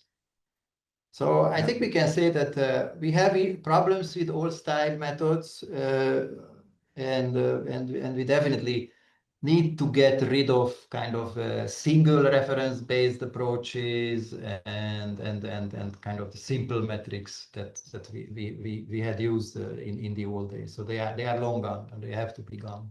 So that's basically clear. Thank you. I want to hand over to Afroditi about asking what your experience is about this. Did you, and how practical are those? Did you use any kind of automatically generated confidence scores or any kind of metric like that to evaluate either machine translation or large language model output? And if not, why not? If yes, what was your experience? So me, more from the world of AI, let's say that you have a sort of large language model that's giving you some hallucinations, and you want to tackle this problem. So what you're going to do is you're going to gather a sample that is going to be evaluated. You're going to hand it over. You're going to design now an evaluation. So you will say, how many people do I need for this evaluation? 50, let's say, 50 people. Demographically, I mean, what is this sort of hallucination that I'm dealing with? What sort of profile is best to evaluate this hallucination? Is this something that has to do with demographics? Is this something that has to do with the idiolect, accent, dialect, cultural knowledge, sociolect even, right? So maybe you will need non-binary people, because non-binary people have been in the US, have been developing a sort of a language to speak about things that you're doing something for marketing and so forth, or for like a foundation, an organization, a festival. And let's say I design my evaluation, I need 50 people, I nail my demographics, I give it to them. Then you have another level of complexity that is to tell them exactly what I want them to do. And let's say you nail the guidelines as well. And then when you get the numbers, let's say you set also a rating range, and let's say you get the numbers back. So what do you do with it? And so what you need to think about is that when you are evaluating, grosso modo, you have more objective and more subjective dimensions of evaluation, right? On a very generalistic way of putting it. Some things are quite personal. And this is also important because in some marketing or some forms of expression that value personality, subjectiveness and how people perceive it is very important, right? So you are looking for scores, even if you cannot really pinpoint why, that are cohesive within this group that you are hiring to do this job. So on the metrics level, you can have these kappas, the Cohen kappa, the flies kappa, and let's say that you have the flies kappa, which is a sort of inter-annotator agreement rating, where it's high or low, and it shows you how much people agree. What happens is that depending on if it is a more objective or subjective dimension of evaluation, you are looking specifically at more high or low flies kappa per se in this particular case. And an interesting artifact is that when evaluations are super close to each other, instead of having very high flies kappa, which in general shows you that people agree with each other, it becomes super low. It's a sort of particularity of the statistical particularity. So that's something I wanted to bring forward because it's very interesting. Sometimes people, even on the client side, read data and they tell you, why is flies kappa so low? But it's in fact because people completely agree with each other to a level that's breaking the numbers. So that's very interesting. And you need to understand, then you need to ask yourself, is this subjective? This is objective. Did I expect it? So things like that with the metrics. Thank you. It was really interesting how this turned from the machine translation metrics to the human evaluation metrics, where we got a glance into. And actually, I would like to ask you, Afroditi, to share, in a follow-up, share something about the basics about this inter-annotator agreements. These are less known in the profession, to my experience, than the traditional machine translation confidence scores are. And there were a couple of terms that you used that even I looked them up, but I haven't internalized them, so I couldn't define them for the audience. It's okay, but let's do a follow-up with the basics. Jay, what's your take on this? So what are the metrics? And then let's extend the scope that would probably help us, and we should think of improving on, rather than using the traditional machine translation metrics that don't work. To my mind, they never worked properly. So I was always suspicious of blue scores or anything like that, precisely because of disregarding the diversity of potential correct translations. So Jay, sure. So it's important to understand with all of these metrics that they were designed by particular people to solve a particular problem. And so the blue score, which everybody hates today, was developed by the very same team at IBM that invented statistical machine translation. Okay, and what they wanted to do was come up with a score that would allow them to iterate very quickly on the statistical model to see if they were getting any better. That's all it's good for. And you need to have 2,000 to 2,500 segments in order to get a valid score. On any given sentence, a blue score is meaningless. It just has zero meaning whatsoever. As Csaba also said very clearly, a big problem with basically all, even the very new metrics, is that in the end, they are comparing your translation to a single reference. Now, there are systems that actually generate multiple references, but then you're generating you have two different machines fighting against each other and trying to argue if their sentence is better than your sentence, and so on and so forth. They're certainly much better than a blue score. They are generally good at the individual sentence level. So you don't need to just say this whole document is, or this system is better than the other sentence. If you're trying to measure how good one translation is, they are better at doing that. But the big problem and the big thing that LLMs can do that we're not currently doing with them very well at all is that an LLM can translate entire paragraphs, even entire documents in one go. Okay, so that it will work on the entire context at one time, meaning that you have contextual information from a previous sentence, from previous sentences, that can have a bearing on the translation of one sentence. And so look, and as long as your LLM is hooked up to a traditional TMS system, you don't get that benefit at all. You're still pumping through your sentences one at a time, not getting any real contextual awareness in the translations.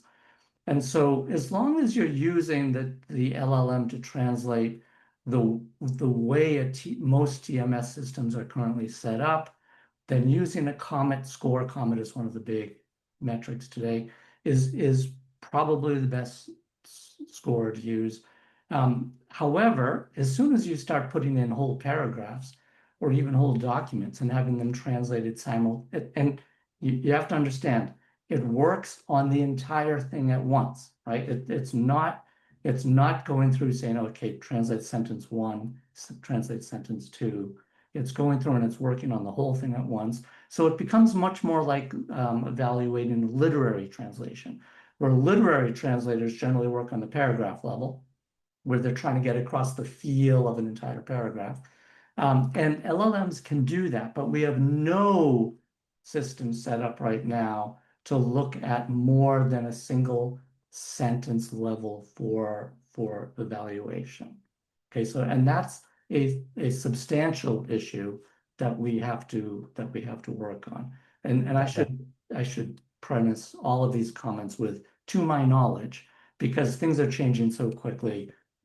You just don't know what's going to be announced tomorrow.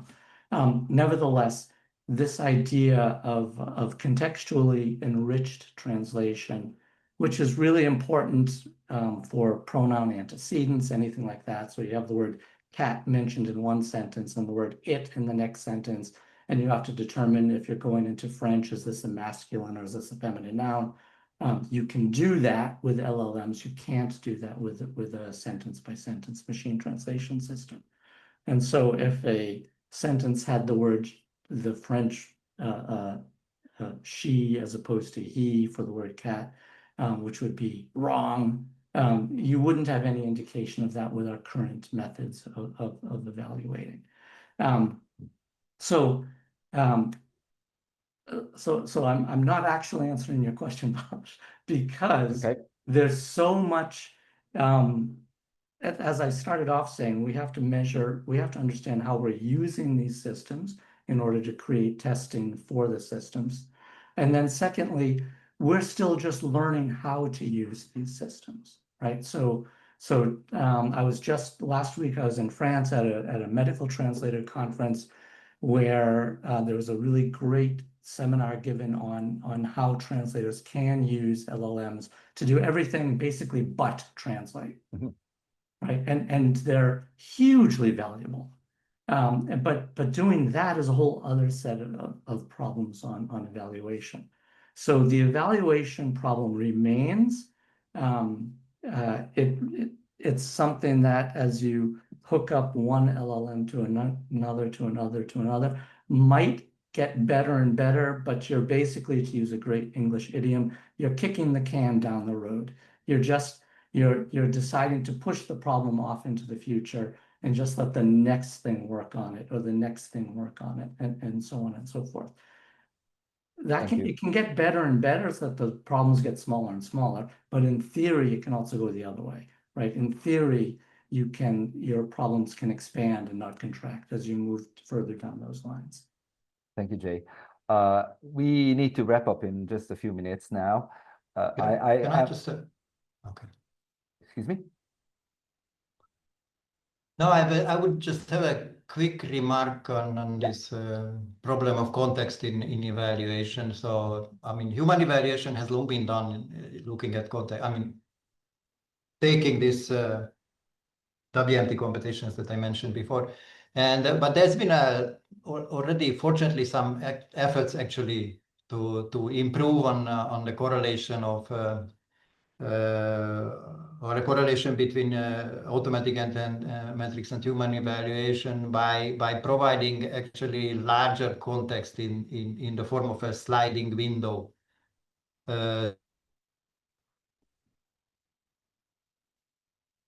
To the automatic method that improves correlation with human judgments.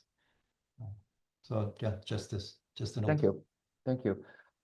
So as I said, we need to wrap up just in a few minutes. And my takeaway today is that we heard a lot of very interesting things. We also know that some of the existing ways we were trying to tackle these evaluations are not sufficient. We know that much. We also know that we didn't have a definitive answer to the main questions that the description of the panel raised, but we also were able to name some things that we could do moving forward. And taking into account the question that Haro asks in the questions pane, I would like everybody to, starting with Afroditi, then Csaba, and then Jay, to reflect on, just looking at my cheat sheet, on what could be the immediate, very specific next steps for researchers and practitioners, and extending this by what Haro was asking, what is the task of education? What do translators need to learn as a first next step? So I don't want to pretend seeing the entire scope. What is the next step for practitioners, for researchers, and for translators who want to learn more and want to be able to do more? So Afroditi, if you want to take it away. Sure. So realistically, a lot of departments of translation don't cover computational linguistics to the extent needed in order to do these analyses that we are talking about. The good thing is that there are free resources right now with the biggest LLMs available to them that can help them bridge this mathematical and computational gap. You can do very, very big things right now with free LLMs. You can upload documents. Always you need to depersonalize them, to take out all of the personal identifiable information, of course, because you have data limitations, but on a purely computational level, there is no excuse anymore. Like people, it's just a matter of asking the right questions and start building. So that's my encouraging takeaway for everybody, that it is easier than you think, because you can keep asking forever to the LLM. You can learn everything you want and you can calculate everything you want. You cannot do code review so easily. You need help at a certain moment, but you can reach very, very good results with LLMs. So something that someone asked me in the chat, how can you bring what I talked about in the classroom?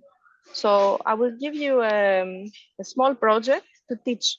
So what you can do is you can go to an LLM, give it a prompt, and you can say, I want to show interannotator agreement metrics for a small data set. Give me the data set. I will create a G sheet.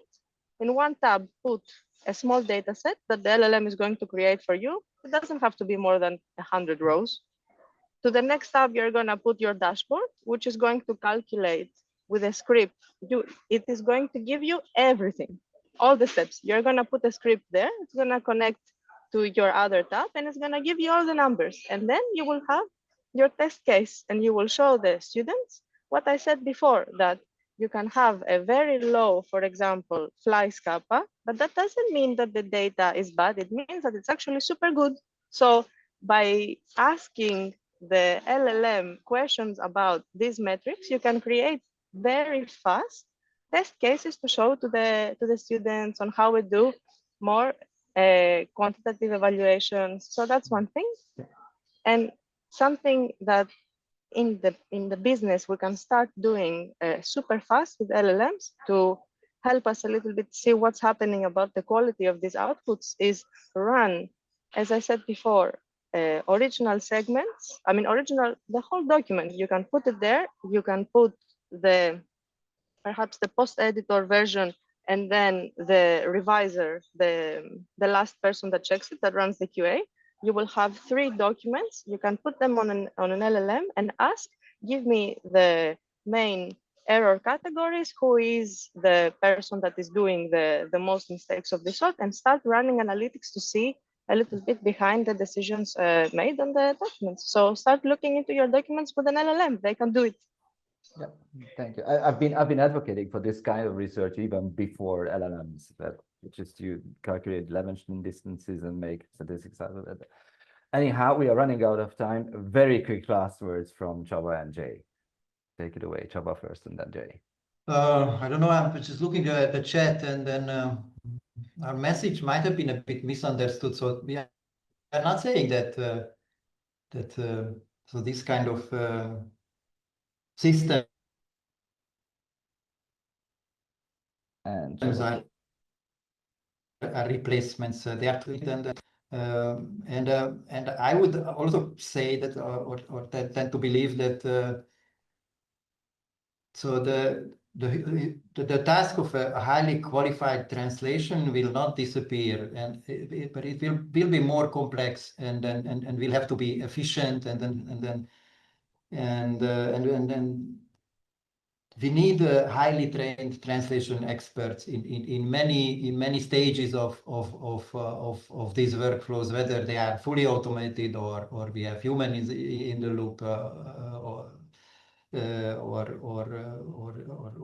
in different scenarios. So yeah, so thank you. That's Thank a you. few Thank words. you, Csaba. I think this had to be said. Jay, famous last words as I. Sure. So I'll try to do it in 60 seconds. So what Csaba, I believe, was referring to is there's a comment in the chat which sounds very, very negative. Why are you concentrating on how to get rid of translators with specialist knowledge? And well, that person might have missed the title of this talk, which was Panel on Quality of LLM-based Automated Translation. I don't think anybody here would say we're trying to get rid of translators. What I would say is that every single knowledge worker on the planet today has to confront the effect of AI on their job. And you, as a translator, have the advantage that we've already been doing this for 40 years in our industry. Okay, so we were post-editing before there were translation memories. A lot of people don't know that. So we have been grappling with technology and the human skill of translation for decades. The fact is we produce more and more and more content year after year. Translators cannot keep up.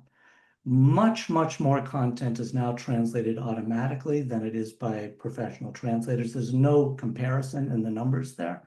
But the argument is not to get rid of human translators. It's how to harness the true expertise of a human translator with subject area expertise as efficiently as possible.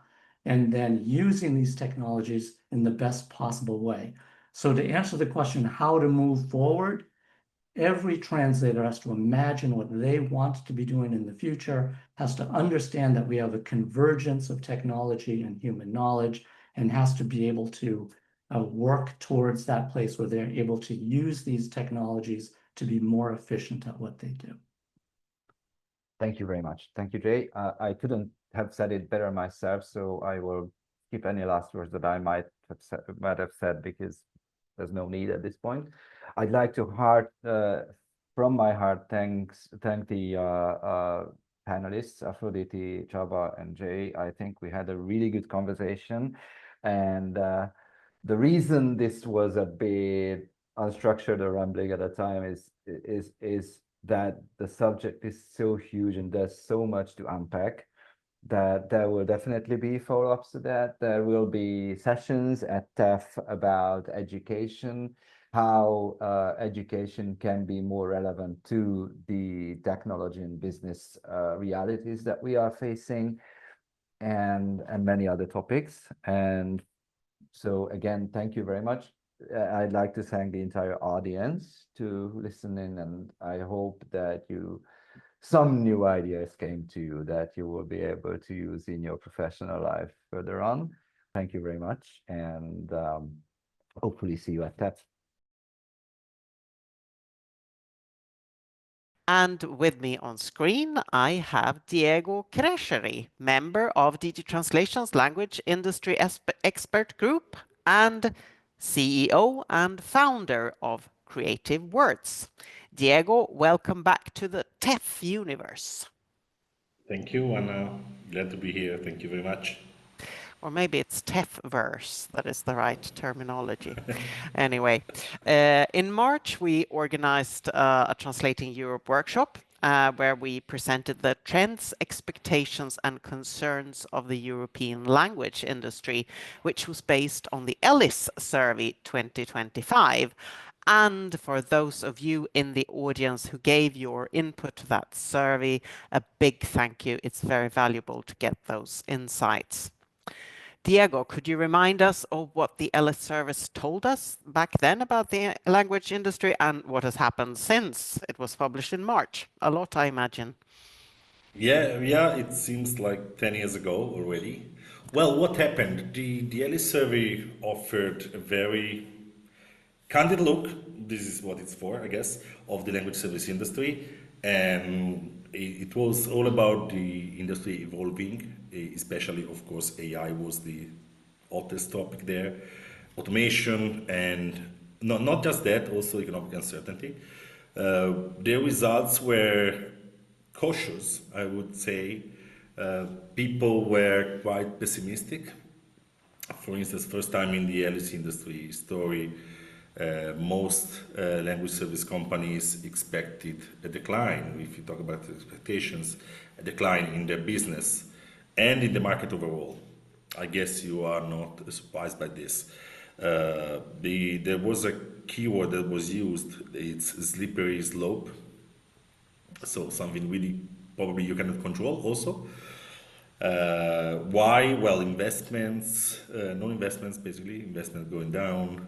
No hiring, client companies taking a lot of more time to take decision on localization projects as well.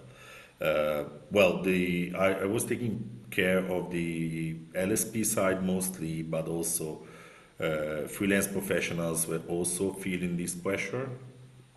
And I think, if I'm not mistaken, 1 out of 4 were considering leaving the industry, which is also something we will discuss at TEF. Lower rates, different workflows, definitely not stable ones, and also less recognition. So it was quite not good results, I would say. Some of them were though optimistic about new tools, and even if uncertain, they were still kind of positive on the need to adapt the business to what all that is happening. Of course, technology played a big role as well. Artificial intelligence, I guess we will dive deeper into that. But yeah, to summarize, pessimism mixed with some optimistic views on the industry on all sides, I would guess. Yeah, I mean, we've seen also comments in the chat today expressing this. So it's a fact, of course, and we will bring this up also during TEF. We will not shy away from the discussion. And bring these aspects up. Everybody has the link to the Ellis survey in the chat. So if you want to have a closer look, you can do that. And since then, as you said, it seems like a long time. It's just a few months, but it goes so quickly. What is your feeling about the language industry? Is it has something changed, or it's not just a slippery slope continue downwards, or getting faster, I guess. Well, you know, I'm involved in different initiatives, different meetings, different events, and well, it depends on who we are talking with, probably, and how many people are in the conversation. Because when you're talking like in public, let's say arena scenarios, that's where everybody will try and show optimism. Like everything is going to be all right, we need to adapt. But I think adapting is not easy. So the smaller the group gets, then the more transparent people will be about the real situation. Of course, the market has been consolidating a lot still, with a few less and less large players dominating the market. We've seen localization departments on the customer side being kind of, you know, let go. The AI-assisted workflow, I think now it's when they are becoming the norm in practice rather than something you need to say. There are companies successfully using AI for some of their localization needs, and there are successful LSPs also doing that, offering something new to their customers. The market situation is not great because the Alice last year was about the expectations for this year. And as I said, some people were thinking of leaving the industry or reducing their staff or looking somewhere else, basically. And this is indeed happening. I think that now it's really becoming clear that we need to shift from offering translation, and forgive me in the audience when I say just translation, to offering something else. I think we are really getting to understand that we need to offer value to the customers, so we need to also change the narrative of what we offer, which is something we should have done a long time ago, I guess, but now it's really something we cannot really avoid. So there is more clarity on the value proposition that we should have with our customers. Not easy again to implement. There are many companies. I think nowadays, you know, you need to have AI in every sort of communication you send out on your website, in your email. So everybody's rushing to mention AI because otherwise you're not cool. But there's some sort of truth. I mean, if you don't change and don't reposition yourself in someone really willing to understand the customer's needs, even in terms of quality, as the panelist in the previous panel was saying, then you'll probably get ignored, or you probably end in the plethora of companies out there offering just translation, and this is not still the norm. So from last Alice survey, I believe something happened that was expected to happen, like reduction in weights, reduction in work volumes, localization department shrinking. But I think that in the meanwhile, we also get to understand better that we need to evolve, that we need to change, and we need to change the narrative as well. We use talking with our customers and talking with our people in the companies, because also talent gap is an issue. We need to change the people we have in our companies, the talents that we look for outside, and this is also true on the end customer side. I believe also that the hype sometimes, not always, but sometimes it's going down, meaning that the customers are starting to slowly, and I'm using very, very specific words, like starting to slowly understand that there is value in human judgment, in human work beyond the eye, especially when it comes to business, brand voice, and impact also. Because nobody still, there was a very old research on that by Multilingual. Nobody still trusts a company that is not able to sort of speak in the buyer's own language, right? So this is still there, and we're starting to, the customers are starting to get back to this reality where they know that AI can be a very great tool, but it cannot work for everything. And of course, there's also been a huge, in the last 6 months, I guess, a huge discussion, I was part of it as well, and with many different acronyms and how we should position ourselves. Not just language service providers, but knowledge content companies, global content solutions provider. There was this discussion about what name we should get to ourselves in order to be better understood in terms of the value we can provide. So last year was challenging. I believe this year is also challenging. People are indeed leaving the industry. LSCs, so language service companies, are shrinking. There is some more consolidation going on. But also, I think we actually understood that we need to stop chasing the volumes. The huge projects that we were used to getting 10 years ago, they are not there anymore. It's more about really focusing on the value that we can offer. And I believe this is something positive for the industry. Okay, thank you very much. I'll pick up on that positive note, because as you know, at TEF, we have lots of students, we have recent graduates, we have newcomers to the industry. What would you say to someone who plans to start can I call it translation business or not? Well, I would probably change the name. Language service is still relevant, I guess. So your question is about what should I say to someone who wants to start a translation business? This is a difficult question, very, very nice one. One I get asked very, very frequently, actually.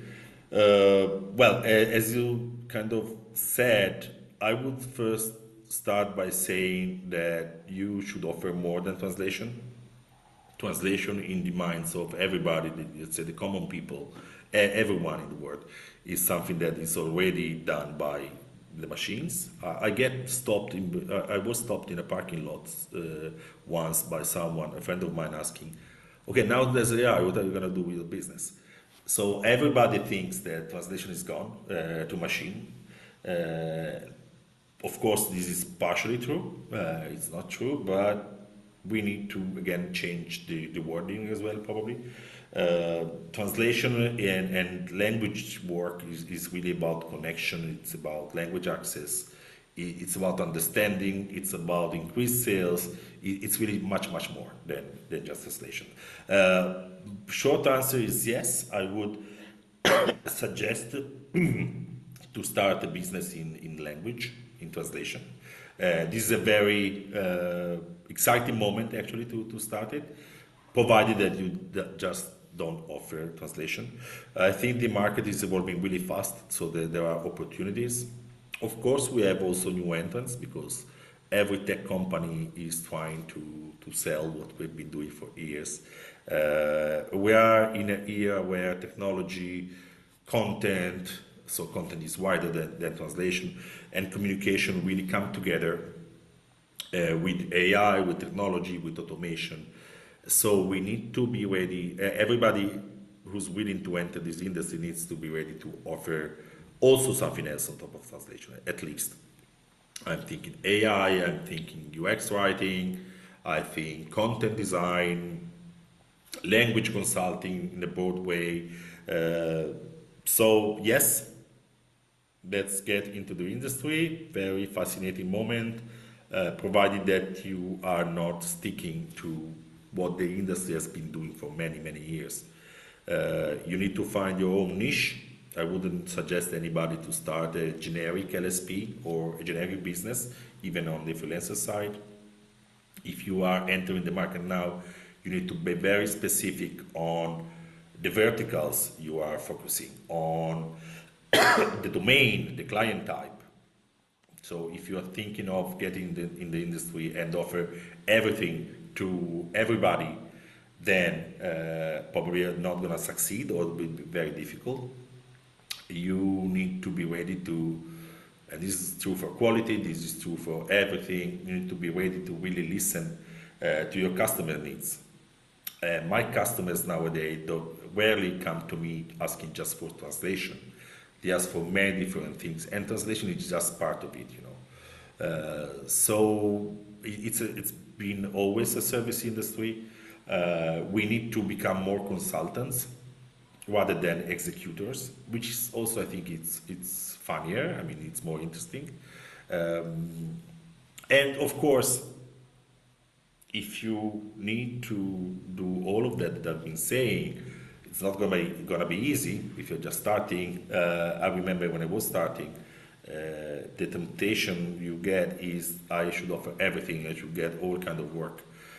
I think it's now more and more difficult to do that, you know. So very focused service offering, of course with a technological twist, because otherwise you probably get ignored. Embrace technology, but also be able to explain to our customers, to your customers, what you can do in terms of human expertise. You need to be the one really connecting the dots between the customer needs, and this entails a lot of listening to their needs, and what you can provide in terms of human expertise connected to the technology that we all have at disposal today, which is massive and can do many, many great things as well. So, yes, it was a long answer, but yeah, yes. no, good. Thank you very much. Valuable advice, Diego, absolutely. So in change, there are opportunities, and listen to your customers to find the niche, but, you know, yeah, and it's a service industry. And to everybody in the audience, I would also like to recommend the TEF talk on the Thursday, 6th November, with Anna Tröster on how to stay competitive, specifically in audiovisual translation. That's the one. Should I stay or should I go? So we do need new talents to the language industry. And how do we then attract young people into the language industry and help them find their place? That's another interesting one. Jay was saying in his panel that we are translating much more content than any human in the world can do, was something similar to this, not the same words. I mean, there's a lot more content that we need translation for that we can provide using only humans. And we also know that people live in the industry. So the talent crunch and the number of talents that we have is going to be a problem pretty soon. Absolutely. There are different initiatives on different levels to attract young people to the industry. And this is a very hard challenge, because I am a father of two kids, and my daughter is choosing now what she wants to do in her life, basically, because she's choosing after mid-school, right? And she wants to study languages, the actual school I attended many years ago. If she asked me, well, I want to do translation, would you advise me that I do translation? I would say no. again, because we need to change the narrative.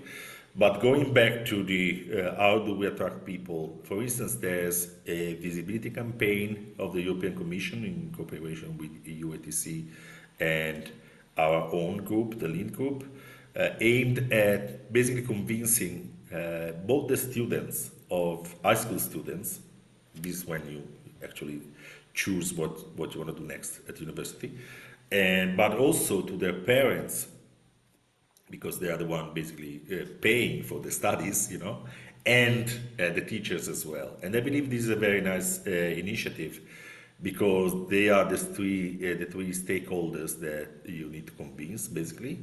It's easy to convince students. You just need to tell them you get to travel a lot, and that's going to be good. It's more difficult to convince the parents who are the one paying for the studies, and the teachers. There are, we know, fewer and fewer students enrolling in the universities in language programs. We also heard about very prestigious universities closing down, which is of course a problem. But I believe we could, again, with changing the narrative a bit, we could really convince that language opens a lot of new opportunities. I was at a panel in Bologna last week, and I think that one of the professors at the panel, or in the audience, I don't remember, said, well, studying translation and studying languages opens up your mind. You could study translation and do something else, but still that experience really opens up your mind to do whatever you want. I think it opens up many more possibilities than anything else. We need to keep talking about our profession, maybe not just complaining, as it happens on social media recently.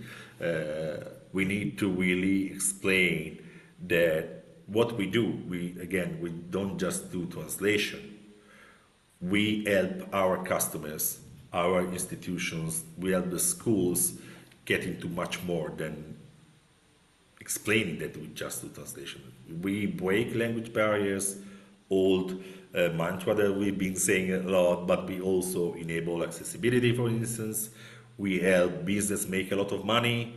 We connect different cultures. So there's a romantic and a very business solid case about what we do, and we need to be better at explaining this to the younger generations.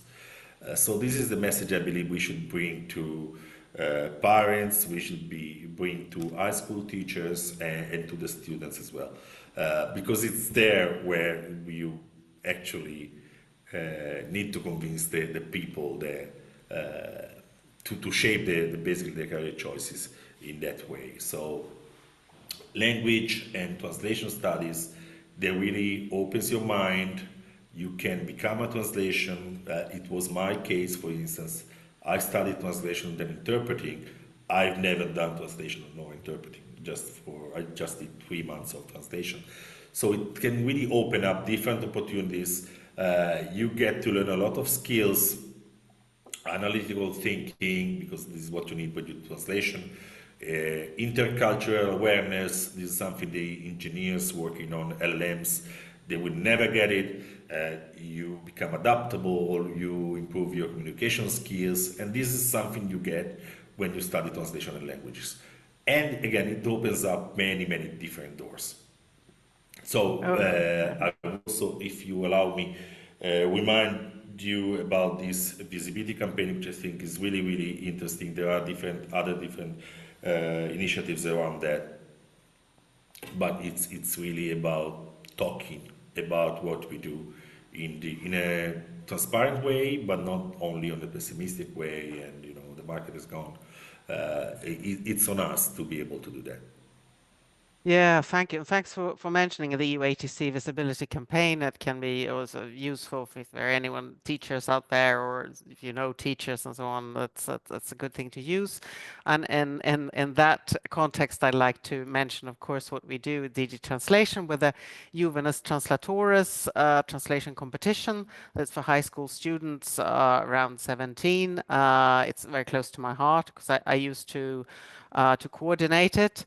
and that's actually tomorrow morning is the end of registration for the Juvenis Translatores contest, where high school students get to translate in an old-fashioned way, because that's how get into this. You have to understand how to work with it. So that's why we give them a text, and they can choose to translate from and into any of the 24 official EU languages. And what is lovely about that is also the European dimension, as it's many young people's first contact with an EU institution. It can really be an eye-opener for them. But let's move on from high school level to university, because this industry meeting academia, that's very important. That's something that we place a lot of importance at, and I know you do too, Diego.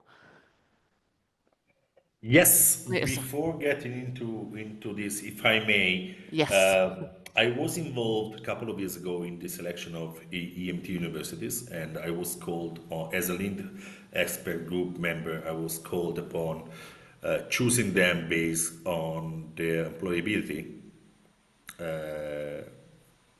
different things around employability, and on that occasion, during that selection, I was able to see that many universities are indeed adapting, starting, for instance, some of them are starting by changing their program names, which again I think is very important, because as a parent I will not pay for a translation program, but if you go into multilingual communication, we go into language technologies, global communication management, global content something. It means that we are really modernizing also our curricula at universities. Some of them are adding AI, content design, so they are offering much more. And this was only possible because the academia and the industry have been talking a lot. And again, some programs are adapting, and normally they are the ones that are not suffering a lot from this student crunch. They are keeping their relevance very high.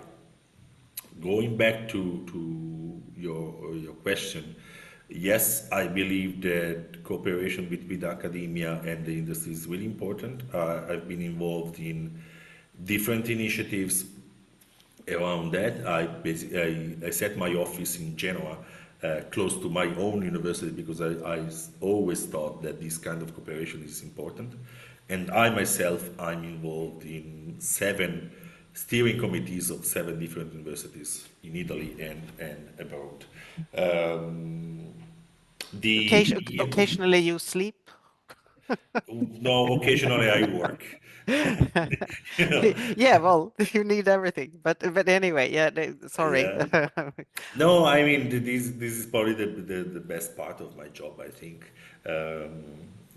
Helping students to understand what they can get out of our industry. So they are the EMT, European Master of Translation, and LIND, Language Industry Expert Group cooperation is really specific about cooperation between the industry and the academia. And as part of this cooperation, Balázs had an idea. Well, actually, one of the AMT universities had an idea about creating a course at the University of Milan on project management, where Balázs and his company, MMQ, are providing the technology.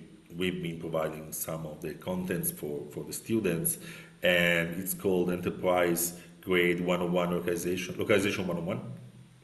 So it's basically having the students being immersed in a real case scenario of learning, and they get to work with the technologies, they get to choose their own workflows that have been amazingly set by MemoQ, and that's probably one of the first big examples of university and industry cooperation. There are other examples.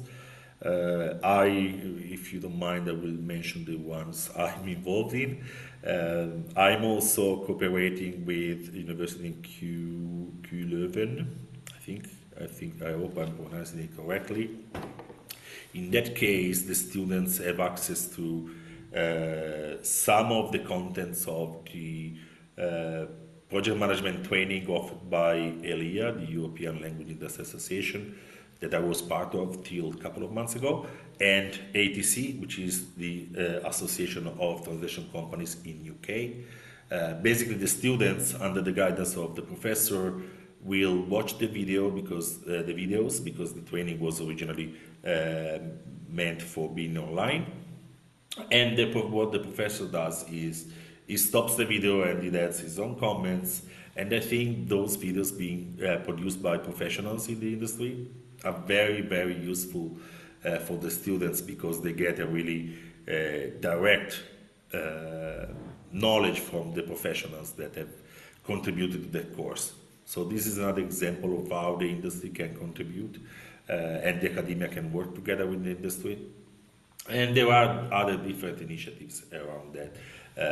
I know for sure that the universities I had the opportunity to assess during this EMT selection, they are trying their best to have the industry come to their programs and talk about what is happening, because that's the only way they can keep relevant. I mean, we already mentioned that it's a fast-paced industry at the moment. Technology is going so fast. Sorry. And there's no way that the academia can keep the pace if we don't talk, if academia doesn't talk to the industry. There's really no way. And it's really difficult, even for us, that we are, in front of what's happening. So imagine for them. So this is the only way where academia and the industry can really work together so that academia is ready to offer what is needed by the industry. And of course, I would also like to mention that the industry needs to do its own part. We cannot just complain about, we are not getting the right talents, or we need talents and there are no talents, or the universities are closing. It's about us also spending our own time, our own efforts, and go to talk with the students, deliver webinars, find any occasions we can to share about our industry, what is happening, and so on. Okay, thank you. And of course, within the European Masters in Translation Network, also the universities can inspire each other. And you mentioned that several of them are really changing the offer of programs that they have. An industry meeting academia, it's a prominent theme in our TEF program. You will present more in-depth university program that you have been working on, a project. And we also have training the trainers session on the need of input from the industry for academia to keep the translation training, if I can call it translation, no, translation training relevant for the changed language industry. Yes, we can. Yeah, of course. We know what we're talking about. When we change TEF, then we will change. Yes, good. I'll make a note of that. So that was the university level, and if we just before we take a few of the questions, we can move on to when people have left, when they have graduated, how do we get them really going into the language industry? I know that this is something also which you care a lot about. Oh, yeah. Well, I joined the industry 20 years ago, and how I joined it was through an internship. And I still believe that's the best way for students to get in. Not an easy one, particularly in this moment there are less and less companies that are willing or can actually invest in a training program for interns. But again, the European Commission and the Link Group is also working on this aspect because they recognize it's one of the most important ways for students to get in the industry. So we Alexander and someone else are working on this program about internships. If you get out of school, of university, and in this moment particularly, you get mixed with thousands and thousands of translations without clear positioning, as I was mentioning before, then it gets difficult to be recognizable and recognized by basically employers or companies offering work. So internships are the best way for me still. On the KCTI platform, we are also aiming at trying to find a match between the companies that offer internships and the students that are willing to take an internship, because that also, as I said, needs to be supported in a way because of the challenging moments every company is at the moment. Of course, not everybody will be able to go through an internship. There's more demand than there is offer at the moment. So my suggestion here is, if you want to start a freelance career, well, of course, there are also companies on the buyer side. I forgot to mention that. I see more and more companies on a global scale that are looking for talents, mostly on a freelancer space at the moment because of all the economic situations that we're at. But again, it's not for translators only. Sorry for saying that again. They are looking for more, current names for the roles. It can be multilingual, content specialists, and of course different names. But of course, it's always about the language and the skills that you develop in a language and translation program. So that's on the customer side. If you want to start a freelance career, my biggest advice would be, again, to find your own positioning, your own niche, because otherwise, as I said, you will find yourself in a plethora of competitors with no clear positioning and selling proposition for your customers. So again, it's about being able to also develop the skills of communicating what you can offer and being able to listen to your customers and have them really understand what you can offer to them. I get thousands, I would say thousands without exaggeration, of applications every month. And there are some that are still really very much focused on the old way of doing things. And I'm not saying that I discard them by default, but some of them are really more interesting for what we need to offer to our customers right now. Again, there's some room being created in the industry from people that are leaving the industry. And particularly referring to young talents, I think and it's always been like this, you are in the very good situation of being more adaptable, specifically because you don't have the habit of doing things in a given way. So you don't need to unlearn what you've been doing in the past because you're just starting, and it will be probably easier for you to just learn. So you skip the unlearning part and you just learn what is needed in the market. And again, the university is a great place to get information about what is happening in the industry. You have careers offices and everything, and some of them are really, really good at it. But being involved, for instance, attending TEF, when I started, there was not such a conference that participants could attend for free, even online. Well, on-site is better, but even online. So there's a plethora of opportunities out there for you to get updated on what is happening in the market. and how you can get in touch with customers.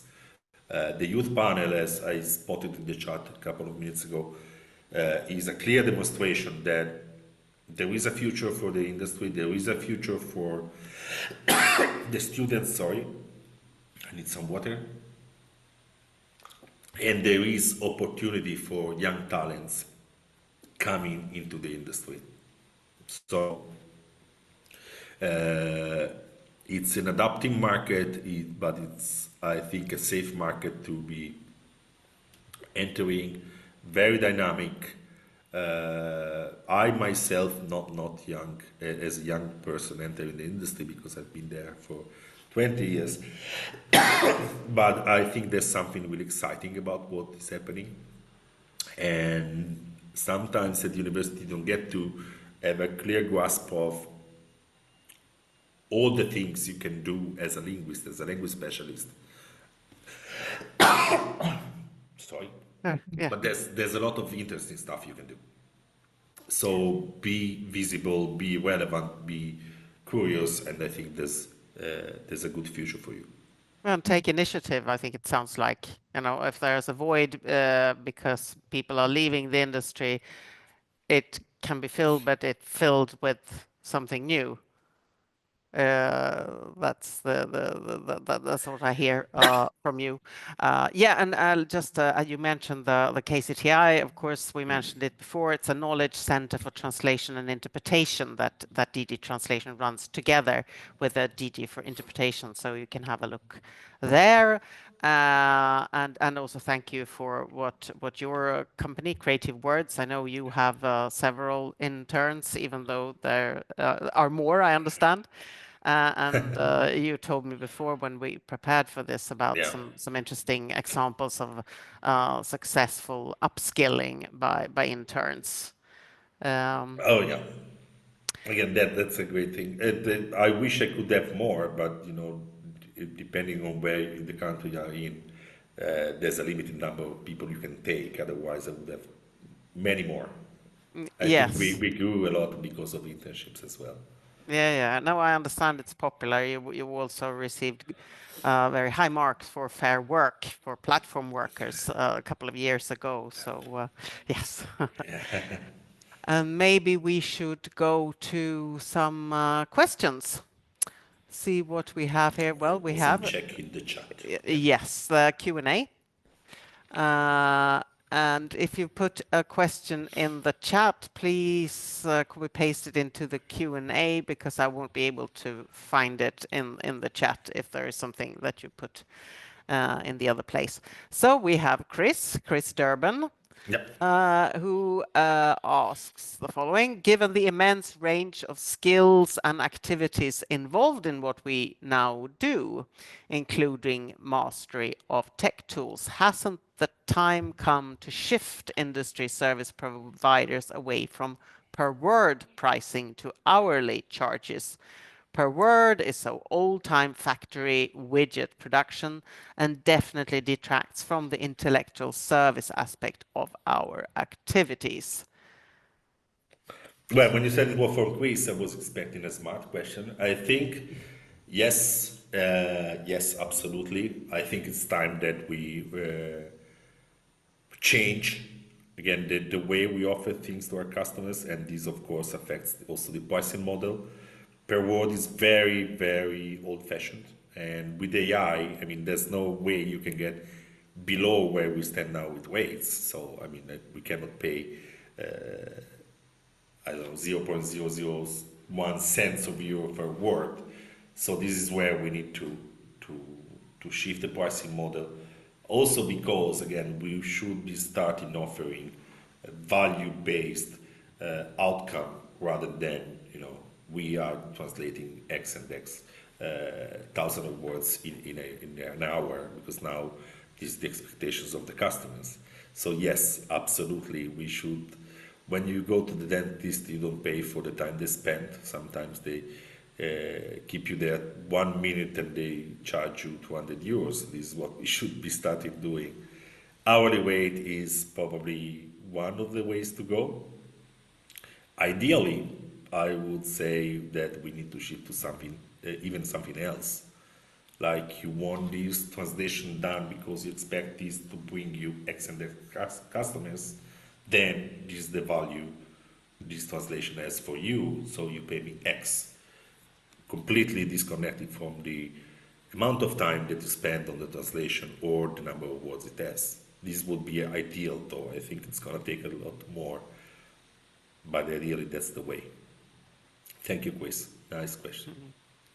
And then we have another question for you, Diego, from Taran Maros. I have a feeling that there is much less work offered from direct clients. On the other hand, there is lots of AI data assessments and post-editing work from agencies and AI data companies. Would you agree? Do you think that freelance individuals have therefore much less negotiating power, rate negotiation? So we're still on, yes, same topic.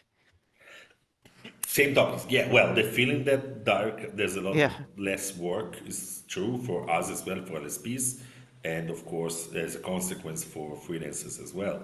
Yes, there is much less work, also because some companies have completely gone the AI way, so they're not even talking with us anymore.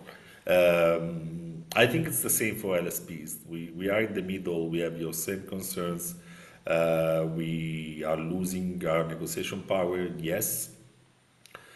Sometimes, and as companies, you know, we ask basically what is asked to us by customers.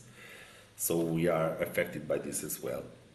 Negotiating the rates today is difficult. There are customers that are still coming to us with lowering their rates. At some point, will not be possible anymore. Again, some customers have turned off from us altogether.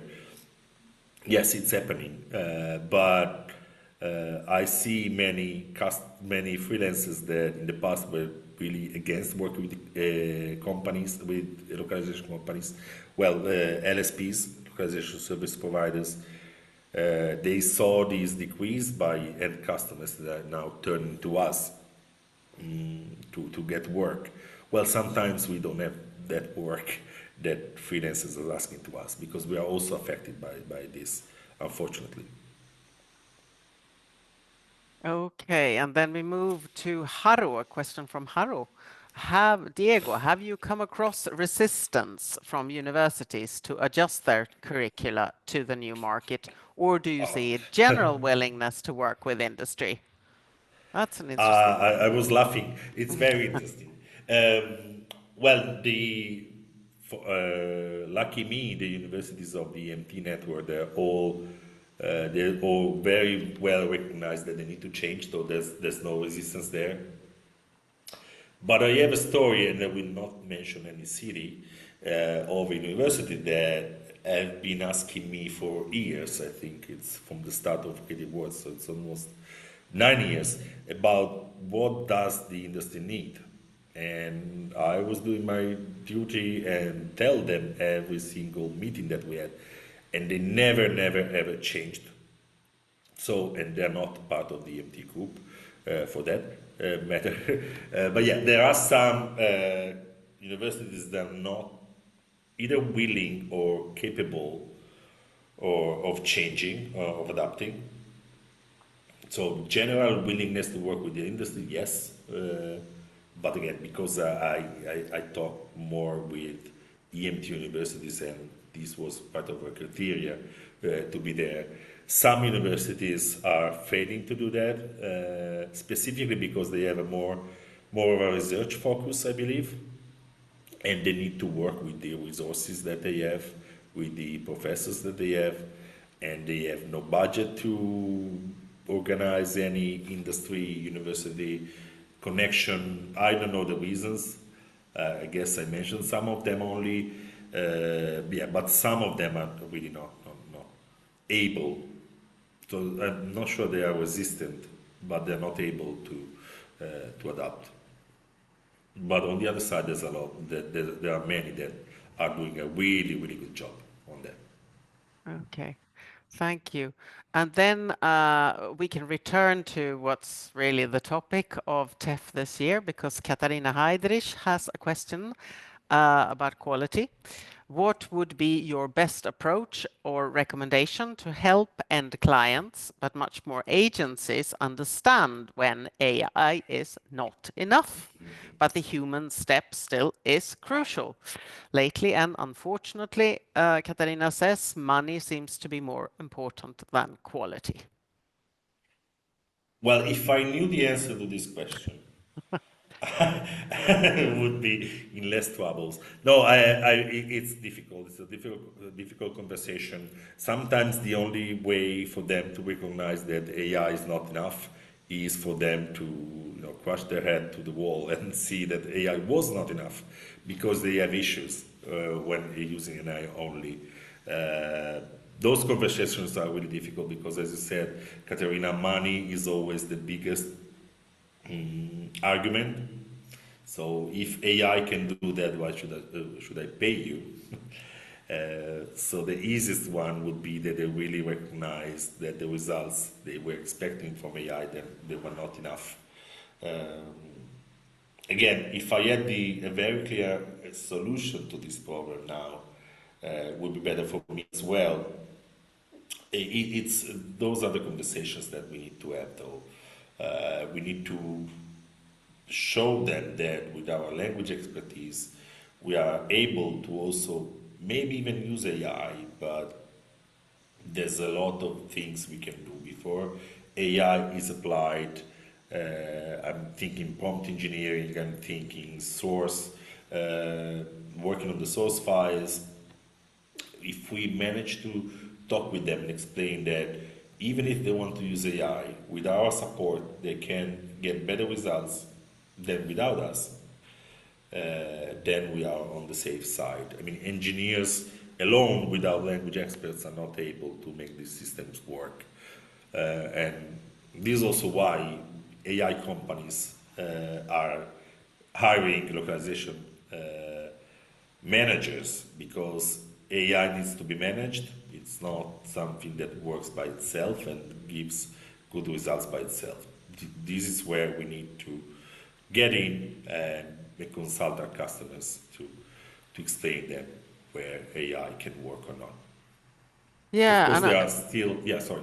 Yeah, no. I just wanted to bring up. I mean, I try to follow a little bit the debate on AI to be up to date myself, and sometimes you see examples of companies in other areas where they had to roll back. They're very enthusiastic, optimistic AI projects when they do exactly what you said. They crush their head against the wall, and then they have to retract. And if you find those kind of examples, they often have also links to quality, to language quality, to meaning. I mean, we had in my country, there was a politician who they found that she or her team, they had just taken a quote directly from an LLM, and of course the quote, I mean, it didn't exist. It was hallucinated. It was just made up. And then they admitted that they had asked AI, I suppose, in a way to try and sound modern. But these kind of very telling examples might be useful also to show where you are useful. Yeah, even if I would not focus on, flagging the issues that are produced by AI. We've been doing that forever for machine translation. Didn't help. I mean, everybody's doing machine translation in any case. If I think about 2017, everybody started actually posting their story about issues produced by machine translation. We know it's not perfect. I don't think that's the way to challenge it, to fight it. No, it's true. But then at the time, it was translators, like Jay said earlier, who have a very long experience with this. And now when the whole society uses it, they are making the mistake that we know about since long. So if maybe we can put that forward, the way also Jay put it, that we have because you get these reactions from outside the language industry, exactly. But you're not needed anymore. because people are just discovering this, whereas the translation industry or the language industry is ahead and knows these things, but it's not maybe always recognized. Yes, the expertise that you need, we have it, which is of course Katarina's question. Well, we also had the Duolingo example in our industry, if you want, right? That they turn to AI to develop their own course. But from their business point of view, I don't remember how many, but they managed to deliver many more courses than they would ever been able to without AI. So that's also, understanding why the customers want to use AI, and sometimes they do the right decisions, sometimes not. I'm thinking another company in Europe that fired like 700 people for support, and then they went back to people again because it wasn't working. I suspect it's because they didn't ask the language industry for help. Because if you're talking LLM, we can say a lot of things. So. Exactly. That's where the expertise is in many ways. So, yeah, there was another question about internships, but I see that there's a very active discussion in the chat where participants to this seminar are helping and giving the suggestions for where you can look for internships. So thank you very much to everybody who yes, for the help there in the May I comment chat. on just Yes. one comment that's on the chat from Helen Singer. Learning by doing is a wonderful option, but beware of institutes and LSPs that don't let interns learn, but see them as a cheap labor. Totally right. And this is something that Alexander will be able to talk about at some point, but LSPs and even institutions, they need a system for students to be able to learn and to be able to offer us something as well, because it's a huge investment on our side. For students, I would just say don't accept internship unless you understand there's a clear system and you can really learn something out of it. But also there are internships where we go to the students with a problem and they are really autonomous and independent in solving that problem. And that's a really realistic way for students to get involved and to get in the industry. Yeah, but beware of what Ellen was saying. There are some serious companies and institutions out there that you will really get out of the internship with a profession, which is something you might not get only at university.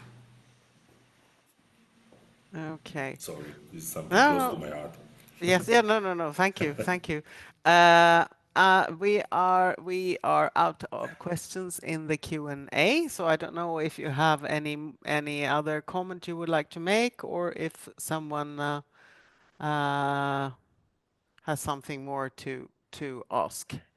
What do you say, Diego? Has something come to your mind? Well, I think we said many things. I think we will say many more at TEF. So I will invite everybody to join either online or on site. Again, the industry is changing, but I think we will still be those barrier breakers, bridge builders, access enablers, connectors. I mean, we just need to understand how to talk about the value that we offer, and again, we will be on the safe side. But let's be open-minded on what we can do. I think this profession, in a broad sense, is something worth joining. And again, for students, there's no, I mean, the journey that starts when you study translation and you get to do anything else in the world. It's a nice journey. It's a great journey. When my daughter just yesterday told me, I'm undecided between STEM studies and linguistic studies, I was kind of proud.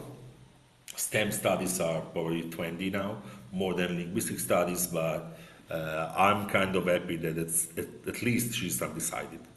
She's not all into STEM, you know, because it's a nice journey that we start with translation studies, absolutely.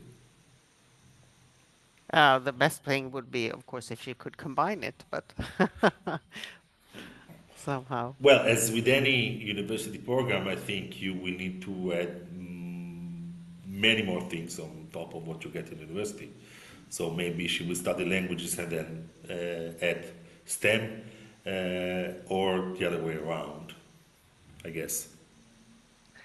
Okay, thank you so much, Diego. It's been really interesting to listen to all the discussions today, and it's a pleasure to chat with you. So yes, looking forward to the in-person. But yeah, I'll see you in 3 weeks. yeah. But it's only that. It's that short. Well, yeah. More or less, yes. Yes. But please, everybody, remember to register. I'm afraid that there might not be many in-person places left, but there are many online places still. So please go there, have a look at the program again, and register. And we will have a survey for you, so please reply to that one. We love feedback. Okay, so thank you very much.